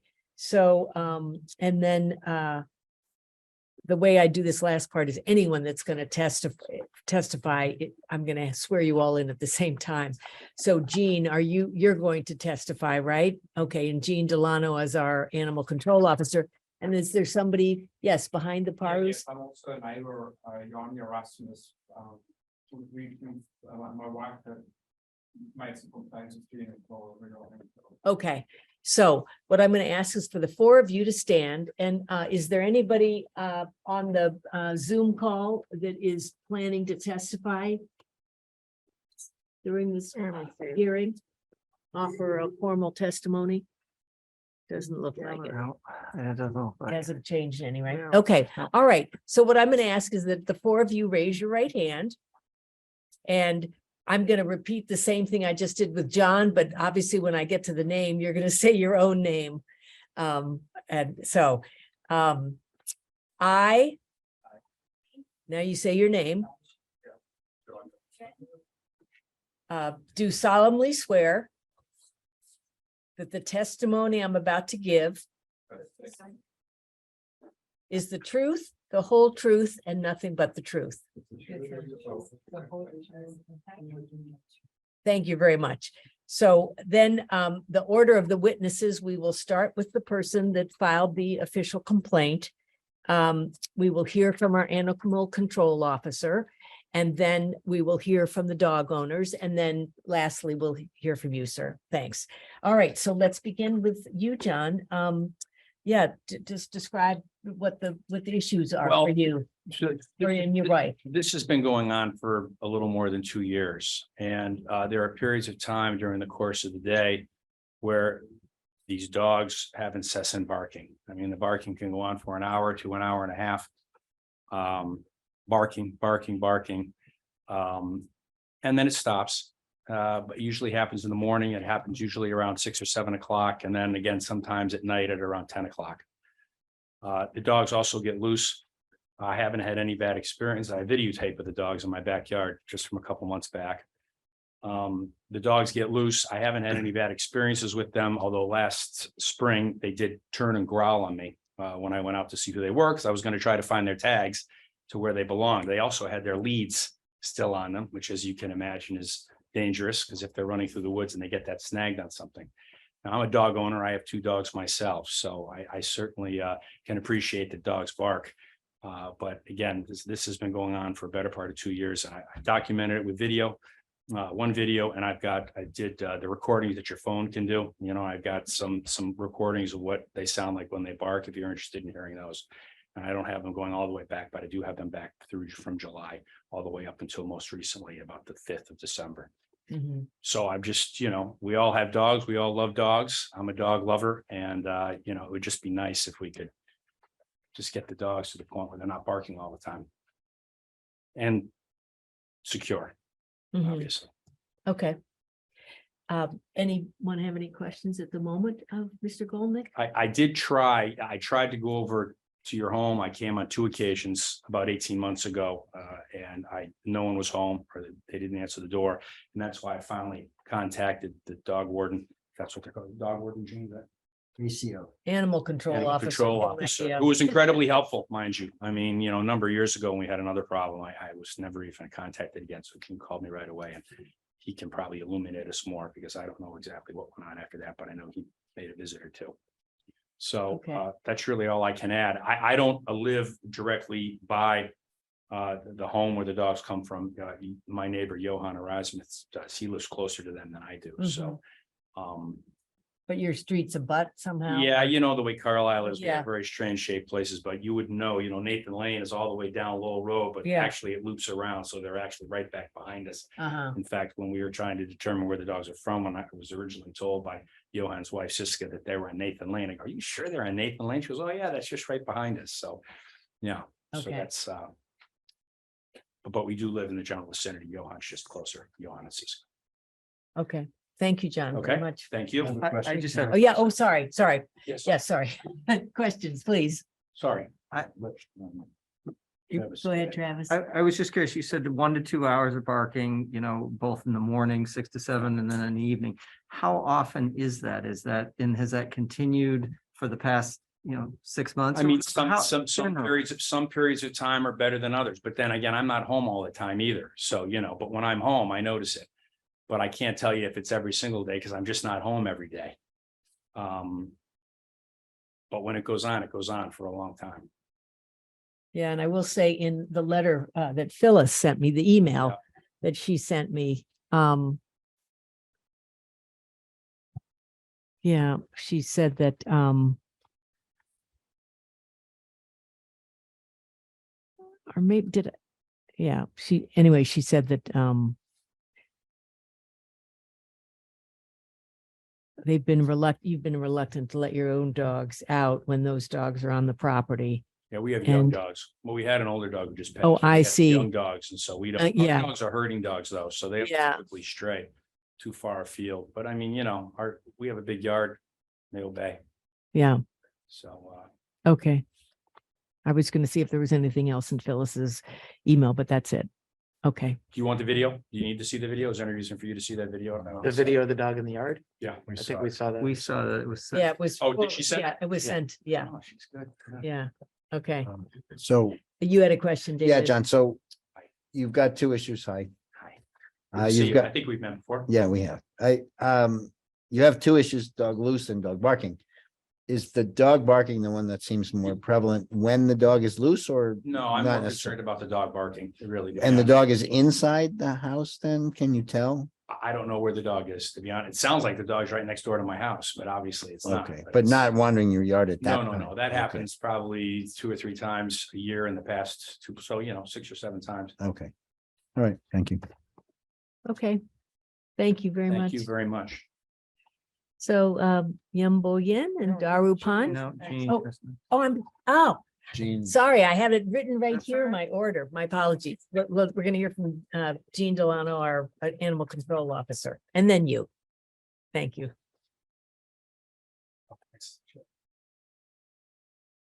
Hi, Gene Delano, Animal Control Officer, 1022 Westford Street. My records for the dogs at 124 Nathan Lane go back to about a year ago. On December 28th, we received a complaint of barking dogs. I believe it was reported by Mr. Golnick's wife, Phyllis.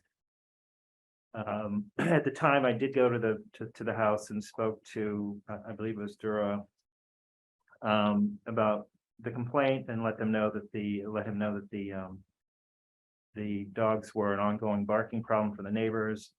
And that evidently the person I'd spoken to, the complainant, either Phyllis or John, had let me know that it had been going on for some time. Yeah, and this was back a year ago.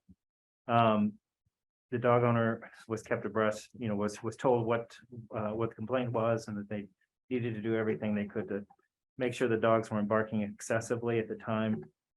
Dura explained that the dogs were kept in the garage usually, but that they didn't get out.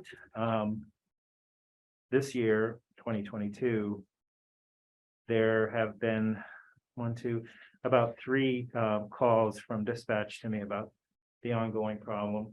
One of the calls involved that the dogs were loose and running around.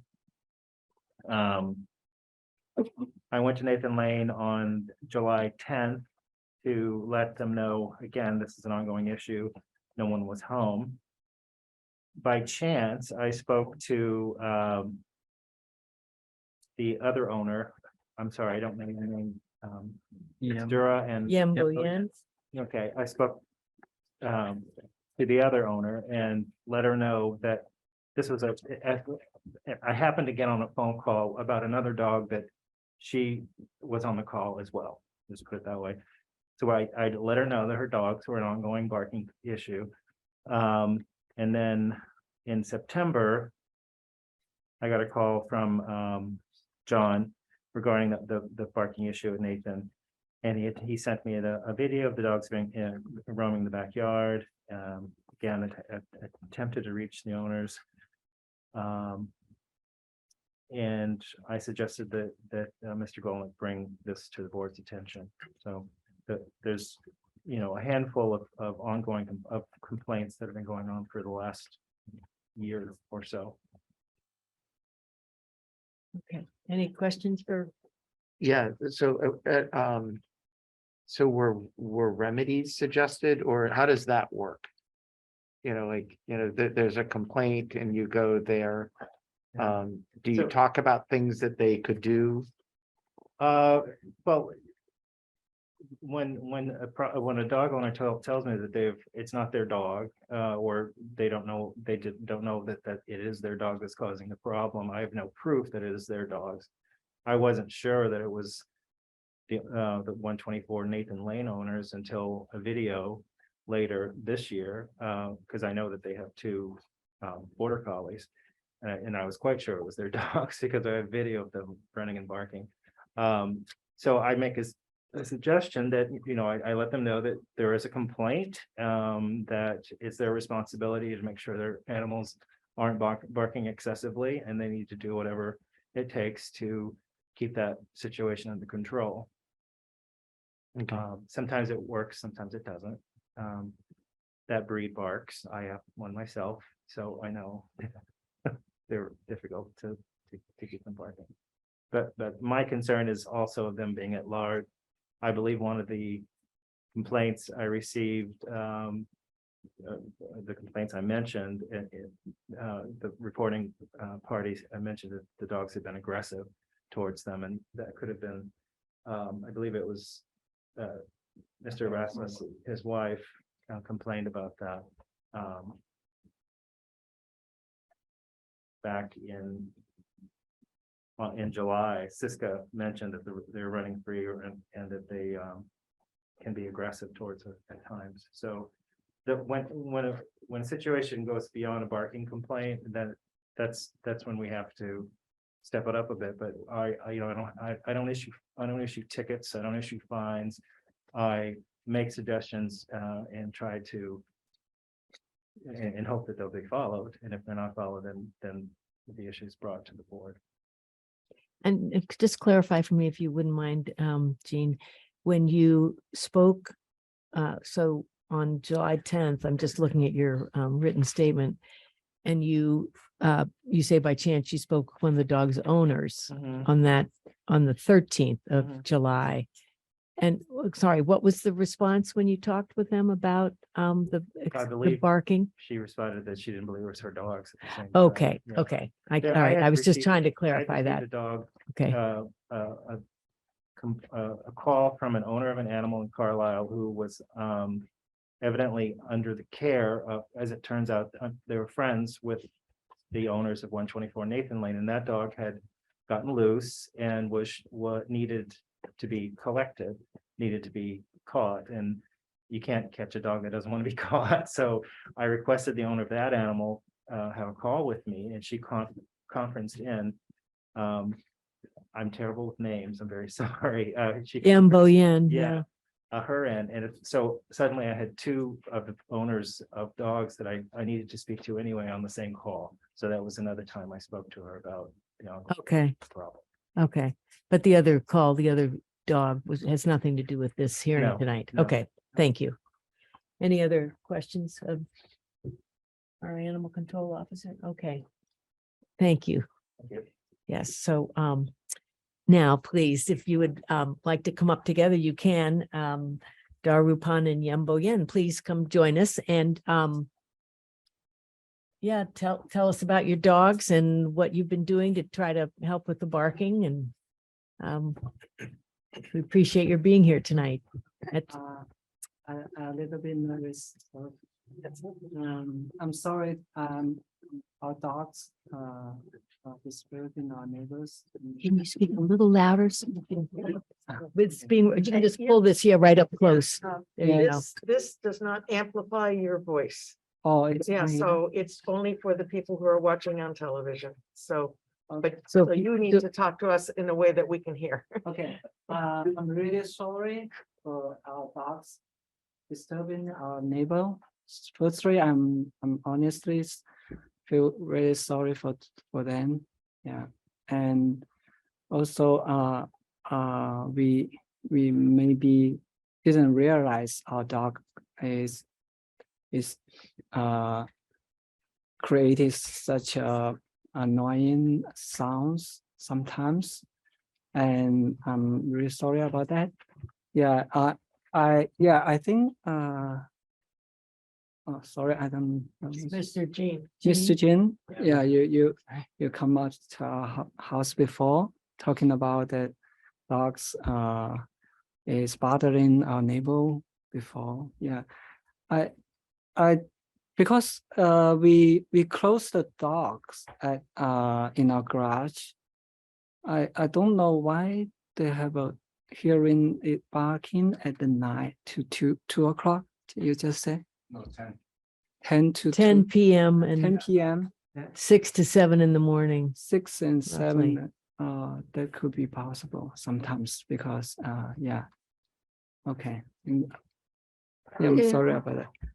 Yeah, for the morning, 6 or 7, yeah, I think that's could happen occasionally because the morning I will drive my daughter to the school, and at the same time, and I will be let the dogs go out and potty.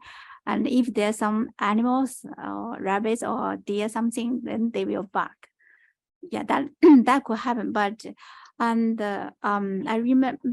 remember maybe a couple of weeks or months ago there are coyote. There was some coyote just hang out in that area. So so at that time in the night when I let the dogs go out of potty and they smell the coyote, then they will bark a lot. So after several days, and we realized that, and so for that night, so we won't let the dogs go out, and I will watch them.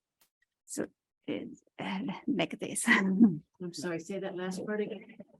I mean, I realized that when the coyote come hang around, maybe around my backyard, and when the dogs go out of a potty and they will bark a lot. I know that is very annoying, and but after several times I realized that, and so after I realized that, then I won't let the dogs go out during the night after, for example, the 9 or 10. I will watch them, just will call them back in the house. So that happened. And also, the- they said, the dogs go out and go into their yard. Yeah, they happen maybe 1 or 2 times because, we installed the invisible fence in our house.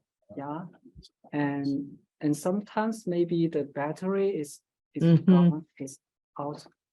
So maybe the dogs can go through the Yeah. fence and into other place. Mhm. So that happened. Yeah, we also received a letter from our neighbors, kind of remind us about this happen. Yeah, we try to, to avoid this happening again. Yeah. And When you let the dogs out, you have this invisible fence. And Yeah. when you let them out, you don't go with them. This is they're allowed to just go out on their own, but stay within the invisible Yeah, fence. yes. Is that the idea? that's true. When you talk about letting them out at night or letting them out in the morning, is that what's happening? Yeah, they will go potty out and by themselves. Okay. Okay. And then when they're not out in the enclosure with in the invisible fence area, you're saying you keep them in the garage, closed into the garage? Yes. Is that right? Yeah, in our house, yeah, not in garage, just in our house. So we close the door. So But you have a garage that's attached to your house. I think she's saying that. Yeah. yeah. It's not garage, that's just a basement, not garage. Oh, so you keep them in the Yeah, basement. in the basement. Oh, okay. And that's when you're not home, or that's where they stay most of the time unless you're letting them outside? It just recently, because we installed the invisible fence maybe 1 or 2 years ago. I don't remember. 2 years ago, you're 2 saying? years ago, yeah, it should could be 2020 the summer. So we Okay. installed the invisible fence, and the dogs spend a couple of months to get used to it. So when they get used to it, so we think they are okay and just keep contained in the invisible fence. But just like Daru said, yes, sometimes maybe the color, the battery is lower, so they just escape. Mm-hmm. And do you both work outside the home? Or you This 2 year we work from home. Yeah, since the work from pandemic, home? yeah, Since Okay. the pandemic. But yeah, Uh-huh. before we work. Yeah. We are out. And so when the dogs are barking, what do you do when you hear them barking? Like We in the call them morning? back. We call them back. Because But- you're saying they don't bark when they're inside the house. They only are barking, you think, when they're outside? Sometimes even in house, right? Yeah, in the middle night when we are sleeping, and the dogs, because there's a window, so maybe they can see the outside backyard. Maybe the deer is coming, then they will bark in there in their cage. Yeah, Mhm. occasionally. Yeah. Occasionally. Okay. Yeah, but it's not keep barking a long time. Say that a little louder, please. I said it Yeah, barking it's at just- night, because maybe they hear some Mhm. animal coming, Mhm. going through across the yard, and they will bark and try to drive them away, and they won't keep barking a long time. Yeah, I don't think As- they will keep maybe just a couple of minutes or something like that. Yeah, it happened when maybe in the summer, every night they have a lot of the coyote, maybe some other Mhm. animal in our backyard, and the dog always barking a Mhm. lot. They feel a little bit scared sometimes, so we notice that, and yeah, but we also a little bit scared, so we let the dog to bark to try to drive the animal away. Yeah. So Yeah, I saw the think coyote, maybe- the three maybe- coyote that's in my backyard. Yeah, maybe that happened as the search complained about at that time. Yeah. I think some other members may have questions. So, yeah, let me, unless there's something more you want to say right now, or shall we open it up for questions? Yeah, we try to we notice this are bothering our neighbor, so after this time we will keep that in mind. We need to pay attention to the dogs and try to not to involve this disturbing. Yeah, and I would like to give my phone number or email to my neighbors, and anytime if you feel upset or something, you just text me or send me an email, then I will know what is the case, and then I can improve that. Other questions from the board? I have Members? a quick question if I Yeah. may. Maybe. So, you said that for the 6 a.m. to 7 a.m. time, that's when you were dropping your kids off, is that right? You're not home at that time? I don't think 6:10 is possible, but after 7 it is possible. Okay, so if it was 7, because that's because you aren't home, is that right? That they would be working? She drive my daughter to the school, Uh-huh. and then she let the dogs out and go to the yard, and maybe at that time the dogs might bark. So the dogs are out while you're Yeah, driving the kids to the school? And she said the Yeah, maybe you stop doing that. Maybe leave them in the house Yeah, when you're yeah, not home, because then you don't know that they're barking. Okay, yeah, we will. Yeah. But you are home during that time, Daru? Yeah, I'm sleeping, so. Okay, okay, all right, gotcha, My wife okay, is- all right, that makes sense. So. Thank you, my wife.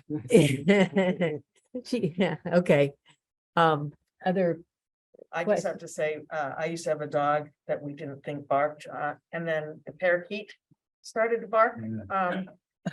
Yeah, so clearly he was barking when we were not home, so that happens, and dogs bark, and they bark more generally when you're not home very often than when you are home, so it's an important thing to keep in mind. yeah, So do we think that the noise is at the level where it's bothersome when the dogs are in the house? Or is it, Trying to figure out. because John doesn't know. they're across the street on Nathan Lane, so they have. yeah, so you're gonna come next Yeah. to do your testimony, okay. Yeah, go ahead, David. So to clarify, build a little bit on Nathan's point, I just want to make sure that I'm clear. So in the nighttime, when you're sleeping, the dogs are inside. Yes. And in the morning, when you get up, I mean, I know with my dogs, we let them out to go to the bathroom. You do that, but you're in the house. Yes. we are And in the then, house. as was pointed out, you may be leaving them out while you take your daughter to school. Mhm. And that's, we already said, not maybe the best idea.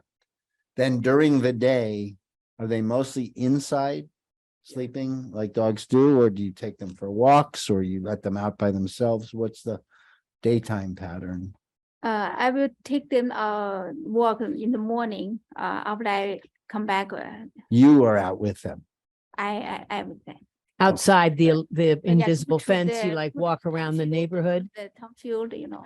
Yeah, Okay. oh, yeah, Okay, up to Toll Field, Yeah, yeah. yeah, okay. And then the nighttime, the coyote incident, and I know it because same thing happens in my house. The coyotes walk and go like this. Yeah. I see them, the dogs go nuts, but the dogs are inside then, right? They're barking from the inside. Yeah, inside out, in our yard. Oh, in the yard, you let them out to the coyotes? Collies? But at first time, we don't know there is a coyote. You realize the coyote does not care about the electric fence. We don't know there's a coyote there. So okay, sometimes the dogs okay go out, and then I heard they bark a lot, and they just The- run back to me, and- and they come back. They are You're scared. lucky, yeah, yeah, you're lucky. Don't let dogs So- out when coyotes are out. yeah. I don't know if you've talked to any other people here in town, but that's a very common occurrence. I mean, Yeah, I live actually, down the street here and in the last month, we have had coyotes, packs of them, at the back of our property howling and, but so what you've been doing is you've been sort of their time to go, they get to go out at night to do their last bathroom break around 10 PM, you're saying, yeah, right? And that's when the noise is being reported around 10 PM. So that's probably when they're outside, right? Yeah. Yeah. Okay.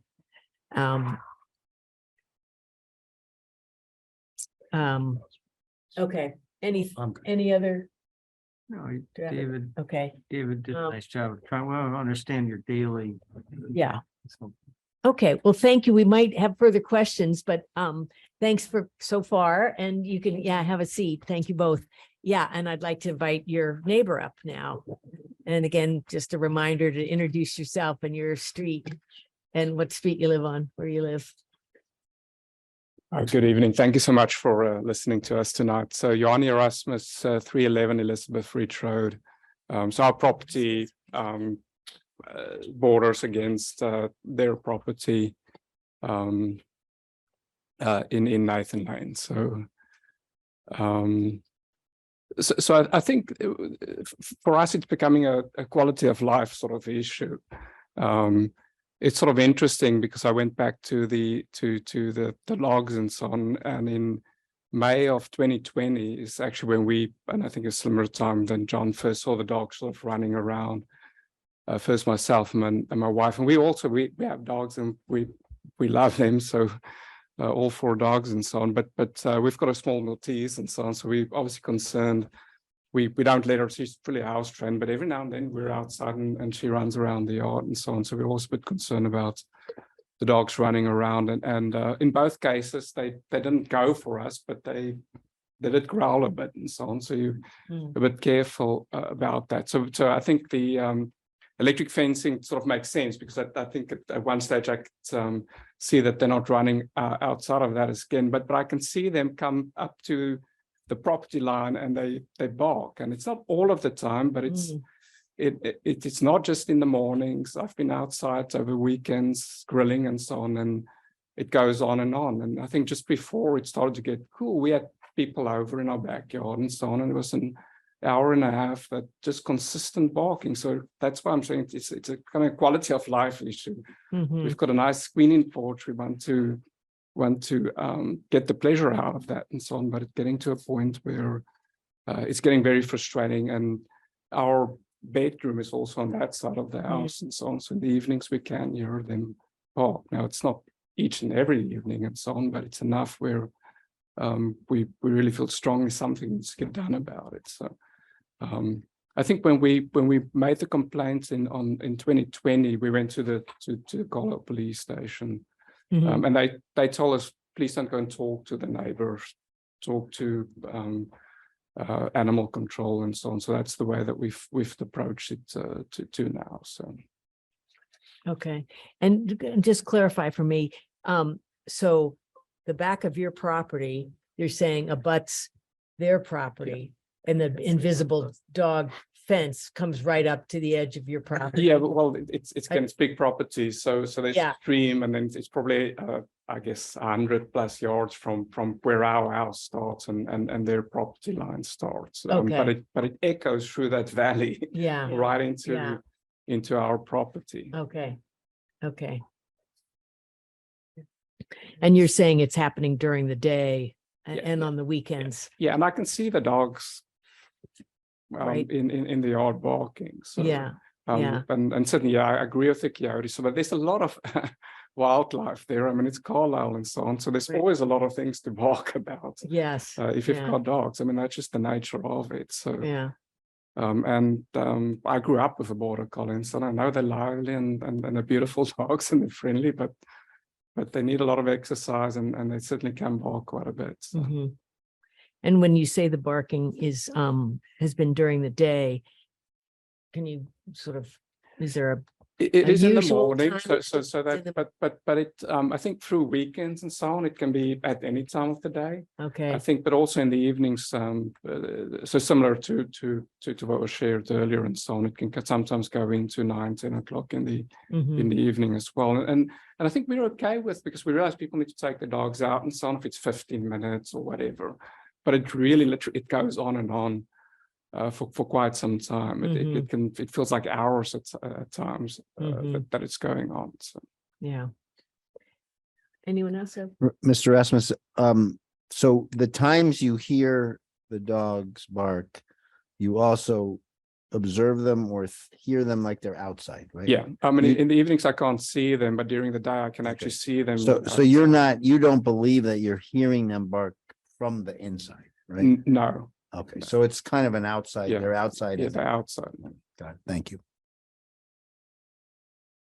Any other questions for Mr. Erasmus? Okay, thank you very much.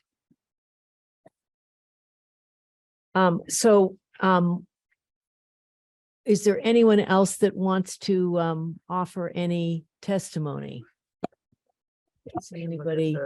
Wait. There too. Right.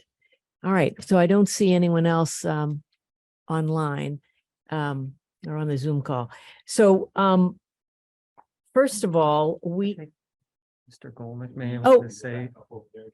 Yeah, but- if you want to add something, yes, please come on up and yeah, Just thank that you. way that people online can hear you. They can hear. For the people online. Yeah. Yes, I yeah. mean, my experience is I never take my dogs and let my dogs outside unattended, and we live on 4.25 acres land because my dogs are prone to barking.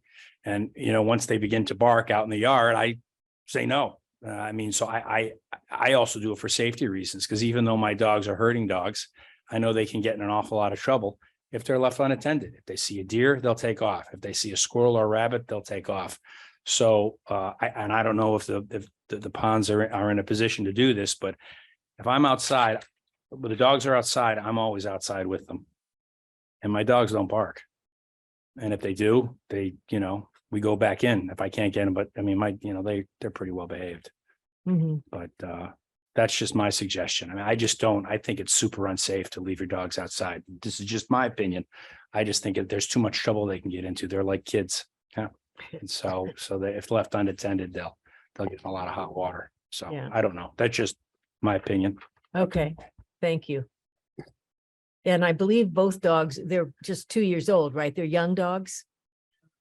3 years old, okay. So if there's no more testimony, then what happens next is that we as a board then close this hearing and then we deliberate. And what we have to decide is, first of all, are we going to define your dogs as nuisance dogs? That's the wording that they use in the statute. And so if we determine that we do believe your dogs are nuisance dogs, then we have certain remedies or certain solutions that we will put into a specific order, and we will ask you to follow those orders. I think what I'd like to do now, unless there's something more you want to say, I'd like to close the hearing. And then once we close it, we take no more testimony from any of you. And we deliberate as a board, but again, we don't, you're not allowed to, speak up or, offer some other comment unless we ask you specifically for something. So I just want to make sure that that's clear. Is that do you understand what I'm saying about this? Okay. So I think Do you want, why don't you come and again, come up and speak? Come speak. Yeah, I know you'd like to talk to Mr. Golnick, but yeah, come up, and that microphone allows the people that are watching to hear, and then we hear directly. But yes, please go ahead then. Yeah, so our first of all, I will have a question. So for those, what kind of order? So are you going to just like fall down the dogs or? No. There are two categories that we would determine whether the dog is a nuisance dog. Mhm. And then the other category is whether the dog is a dangerous dog. And your dogs do not fall under the category of dangerous dogs. A nuisance dog, and I'll tell you what it says right here. It says, this is in the state statute. It says that a nuisance dog is defined as a dog that either does by excessive barking Mhm. or other disturbance, is a source of annoyance to a sick person who resides in the vicinity, or by excessive barking causing damage or other interference where a reasonable person would find such behavior disruptive to one's quiet and peaceful enjoyment.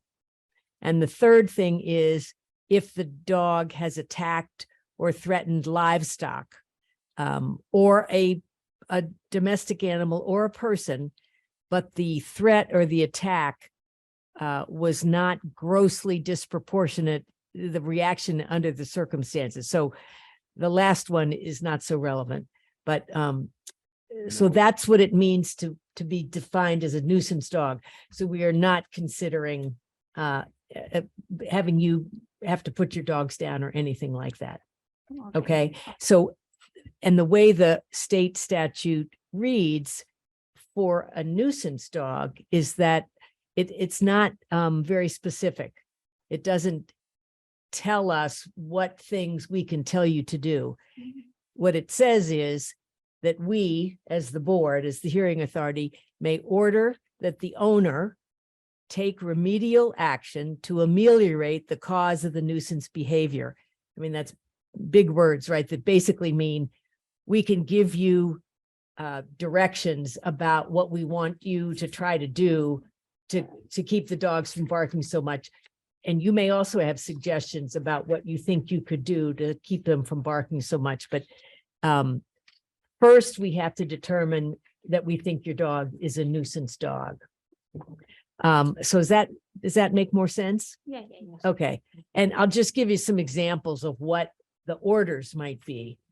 And again, we have other things we could say, but some examples might be that the dog owner shall provide proof of training with a dog trainer or a certified dog behaviorist within a certain amount of days to see if that trainer can help you keep your dogs from barking. We might say that working with our animal control officer, you would try using an appropriate, what they call bark collar. Have you heard of those? So that's where you put your dog wears something that then gives them feedback when they're barking, and they learn they don't like they don't like what the buzzing or the vibration from the collar, and it only happens when they bark. So it teaches them, tries to train them not to bark. And that's something we could ask our dog control officer to work with you to determine what might be the right kind of thing to try. Another one says keeping windows closed, but that doesn't seem to be the issue here because it seems like it's always outside. I mean, another thing would be, right, that we might say your dogs may not be outside without one of you being there with them. So those are the kind of things that if we determine your dog's a nuisance dog, those are the kinds of orders that we might give you. Do you have any questions about that? Just yeah, it's just about the control back, right? My concern is actually I would get the hearing, the notice. I discussed it with my daughter. You started what? Discuss with her daughter. Oh, with your Discuss that daughter. my Okay. daughter. But my daughter just strongly object that, and he said that will cause the dog's mental issue, and they will very scared. So you didn't want to try the collar. yeah, I don't Right. want to try Right. that. Okay. All right. Well, anyway, that, I'm glad you understand where we are and how this hearing is going to work. So unless there's something else you want to say, I'd invite you to go back and have a seat, and then we will close. I want to write in my phone number to my, Yes, okay. You can, yeah, you can just do that and exchange phone numbers. That's great. Okay. So, You want a motion? and yeah, I think everybody's done that wanted to testify. So, all right, yes, please. Thank you, I Kate. move we close the hearing. Second. All right, any discussion about closing the hearing? You ready? All right, roll call vote, please. Yes. I mean, voice vote, my apologies. All those in favor, say aye. Aye. Any opposed? All right, so the hearing is officially closed. So our first step is to determine whether we believe this dog fits the definition of a nuisance dog. May I ask Jenny a question? Of course. So, one of the things we ran into in the last hearing was that, we had already done this finding and, so if we decide, if we were to decide, okay, there's an awareness now and we make suggestions on what they should do, but not declare it a nuisance dog, does that make it harder for us to declare it a nuisance dog in the future if things do not change?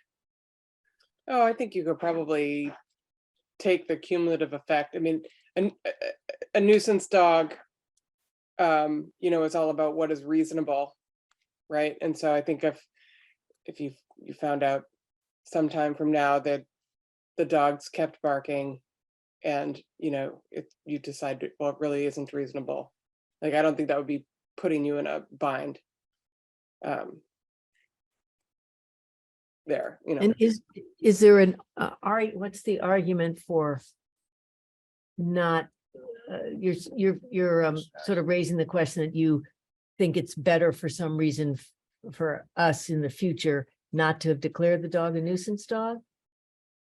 No, that's not at all. what I I'm was saying. trying to understand what, Because what we're doing, what the question was, do we declare it a nuisance dog or Right. not? right. And so my Does it question meet the was, definition? Yeah, so my question was, well, if we don't declare it a Yeah. nuisance dog, does that make it harder to declare it a nuisance dog in the future? But okay. it just seems to me a little bit like there's, like with greatly improved communication and with the dogs not outside alone, we may be able to deal with this right there without having to go through a formal Order, nuisance dog thing. And although we don't have the authority, they No, but don't it- have to to do know this. that, right? I mean, that was what Jenny said. that's what I was asking. Right, it's Yeah. like, so then, having it come back, so, I don't know what the complainants would think, but it seems to me like, that the dogs are outside alone. I mean, my dog does that. I let him outside and he's, what I do is I have to look to see, because he's looking out the window. And if he's like heightened, I don't let him out because that means I've got a deer in my backyard. Right. And so I wait a little while. And so I think your dogs are at tremendous risk in a yard with just an electric fence with the coyotes in the neighborhood. So I'm just wondering if there's an intermediate step that we could take where they can exchange their phone numbers, they know who they are. They're just a whole lot more aware of what's going on and they don't let the dogs out alone and we don't have to go down the nuisance dog path. Kind of Okay. like a warning is what you're saying. Yes, Yeah, I would say on the select board, I'm the newest member here and I don't have the breadth of or depth of experience that you have. So I would be curious to know how many of these have come before you and, how many nuisance dogs have you declared and just better understand that from the board members, but this is my first, okay, well, and you've been here for a long time. my first nuisance. Okay. On the zoning board of appeals, one we was off. often tried as best we could to have, the various parties solve a problem between themselves rather than, I'm happy to do it and I will make a judgment and that's fine. But if you have an ability to have people work it out among themselves, I think it generally is more productive or can be But if that doesn't work, I think that, you know, you can then immediately come back and, you know, it has raised, we've certainly put them on notice as to what the concerns are with their dogs. I'd just like to ask both John, Mr. Golnick and Mr. Erasmus, how would you feel about, in a sense, this being sort of a, you know, a preliminary warning, or a, you know, to and see if the efforts that the owners of the two dogs will make, you know, from tonight on to keep their dogs from barking, whether you're willing to try that next step, or would you would you want us to take a stronger stand?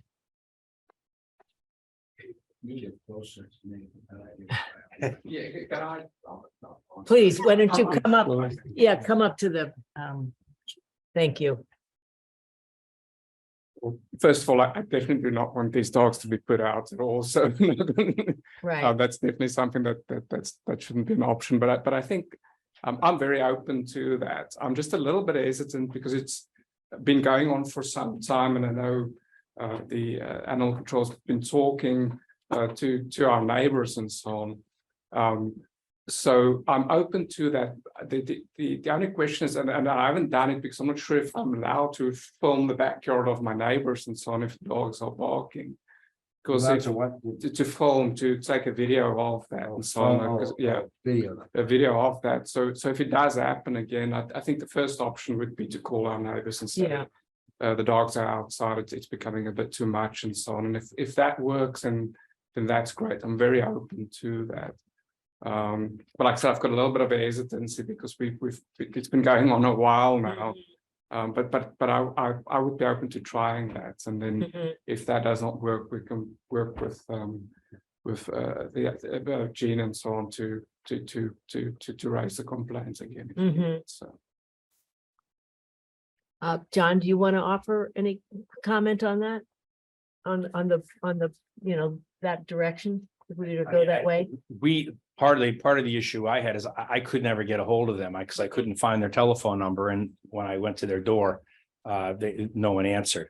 So I'm perfectly amenable to certainly trying that. I do think that if you go out into the yard with your dogs when you let them out, I think you're going to find that I've never had a border collie, but I do have dogs that are herding dogs that bark, because that's what they do, and they're sheep dogs. And you'll be amazed that if you're out in the yard with them, and if you go out with them, that they won't bark because you're there. They're barking to notify you that they see something or feel something. But if you're out there in the yard, if they start barking, you can say no, but for the most part, they know that, oh, well, they're here, they see it too. I don't know the mind of a dog, but that seems to what works. Yeah. For me. It also solves the loose dog problem. Right. Yeah. Yeah, I think that's I know my dogs will occasionally try to make a break for it. You know, I'm on them right away. Yeah, they don't go anywhere. I mean, they won't. I get right on them. So Yeah. yeah, I would never leave my dogs outside alone. I mean, it sounds like your dog will go in. I had a dog that I could leave out, the older ones. They would go out and I'd wait at the door and they'd come in. Oh, no, mine's in a fenced. Oh, is it? Yeah. See, patio. I don't have a fence. I don't even have an invisible fence. But yeah, I mean, if it's really bad weather, I can stay just inside the door, and they want to get in as much as I don't want to go out. So, but if I'm out there with them, you know, I don't have any, I don't even think, I mean, they really don't bark that much. They bark at each other when they're playing. Yeah. I just want Could to I invite you? one other thing is that you also have to be aware of contours in the land. And I had also an experience where our neighbor's dog used to bark, and it sounded like he was under our windows in our bedroom, and even with our windows closed, we could hear it, and they would bark. And none of the other neighbors could hear it. Yeah. And the owners couldn't hear it. But swear to God, it was as if this barking was being piped into our house. But that problem goes away if dogs attend. It does, but that's why I want to make Yeah. sure that the owners may not be aware of the barking problem Or that how it carries. or that how it carries across, I think we have that. We have the caring, because I swear it sounds like these barks are there underneath my window. No, Yeah, you know, it's no, really amazing. But and I again, know there's a that bunch of experience. open space between. the Yeah, homes yeah. there.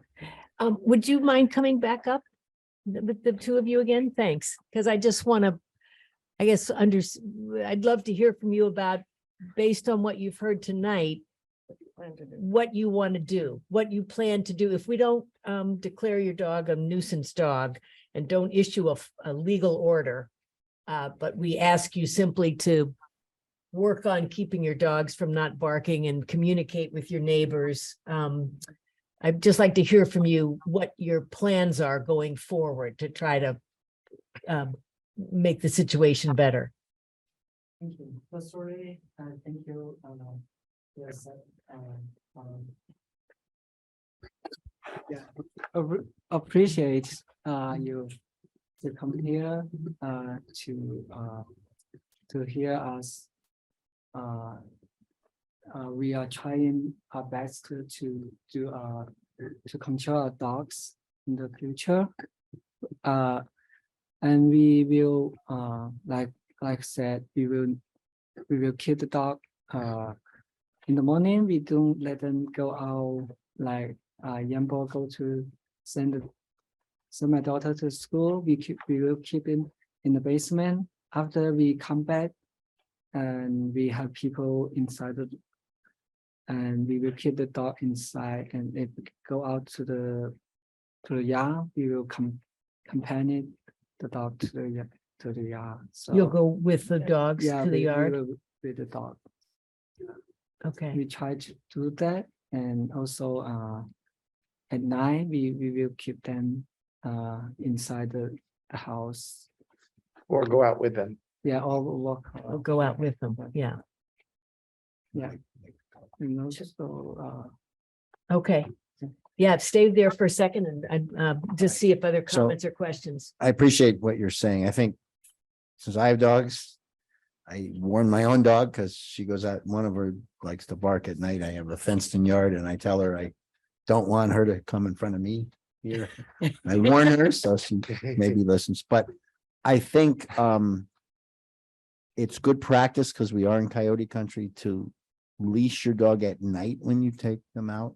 Because if they see a coyote, they may go run after the coyote or the coyote may run after them and you can't do much. At that point, you will not be able to do much.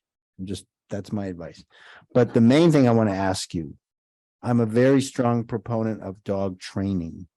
Your dogs are young and they're still trainable.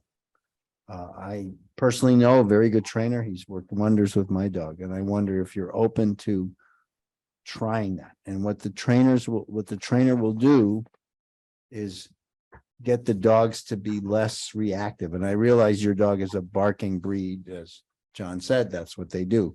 But you'd be amazed how much you can modify the behavior so that it's not so much a burden on you to constantly be watching. So would you consider dog training? It's actually owner training, I should say.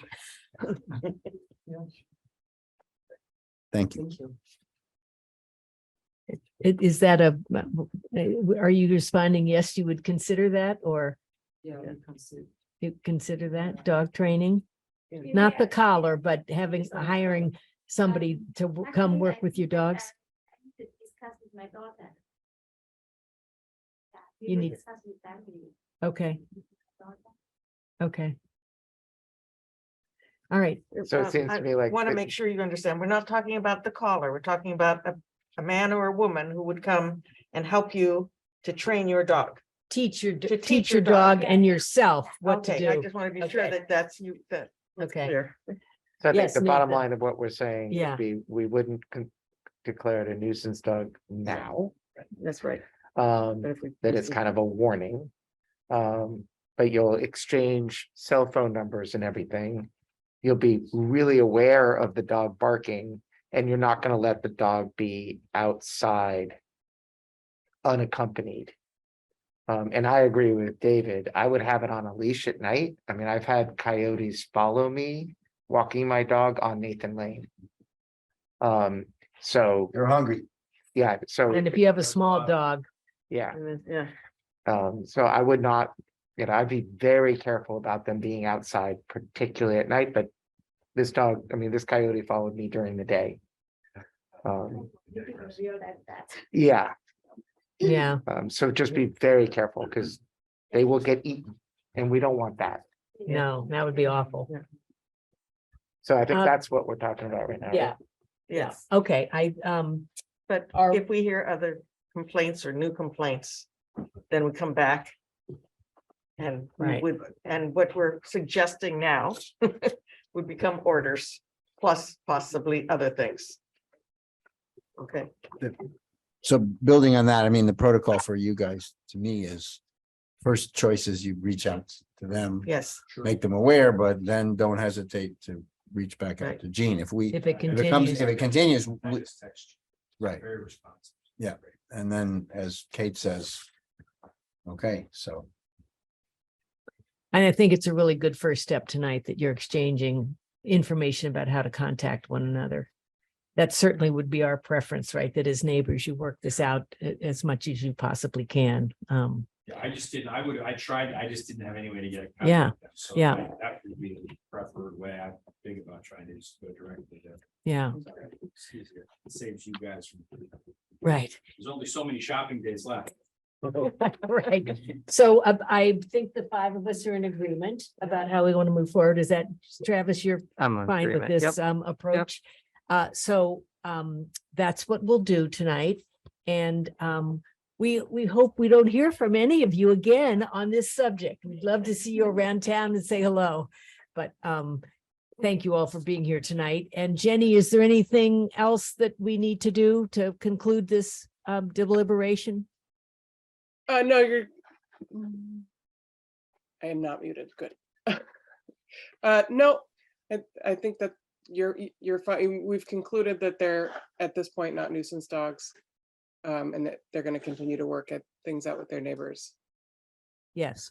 I think that's. And all that we- will just be part of our minutes, but there's no legal document we need to follow up with. For a motion. Well, I would make a Right. motion to that effect because we've now had a hearing on it, so we need to either declare them Okay. nuisance dogs or not. So at this point. Okay, all right, so we you need could a say they're motion not to, Nuisance dogs, they, right, yeah, okay, so our motion is to, that we are not declaring these dogs a nuisance dog tonight, At this period, time, yeah. at this time. Not declaring them a nuisance dog at this time. Yeah. Okay, may I have a motion to that effect? I move that we not declare these dogs a nuisance at this time. And can I add, we suggest that they exchange contact information and the dogs not be left outside unattended. sure. Second that. All right, any more discussion? All right, roll call, voice vote. All those in favor, say aye. Aye. Any opposed? All right, excellent. So that's the conclusion of our hearing tonight. And we've already closed the hearing, so we're good. Thank you all. And I appreciate everybody's willingness to try to work on this. Thank you. Yeah. All right, so have a good evening. Happy holidays. to everyone. Yes. I've learned Elizabeth Ridge Road is to the right of Nathan Lane, not to the left. Yeah. All right, so I believe Can we move? we're to ready adjourn? to adjourn the meeting. So please, may I have a motion? Move to adjourn the dog hearing meeting. May I have a second? Second. All in favor, say aye. Aye. All opposed? The motion carries. The meeting's adjourned. Happy holidays, everybody, Holidays, good night. and have a good evening.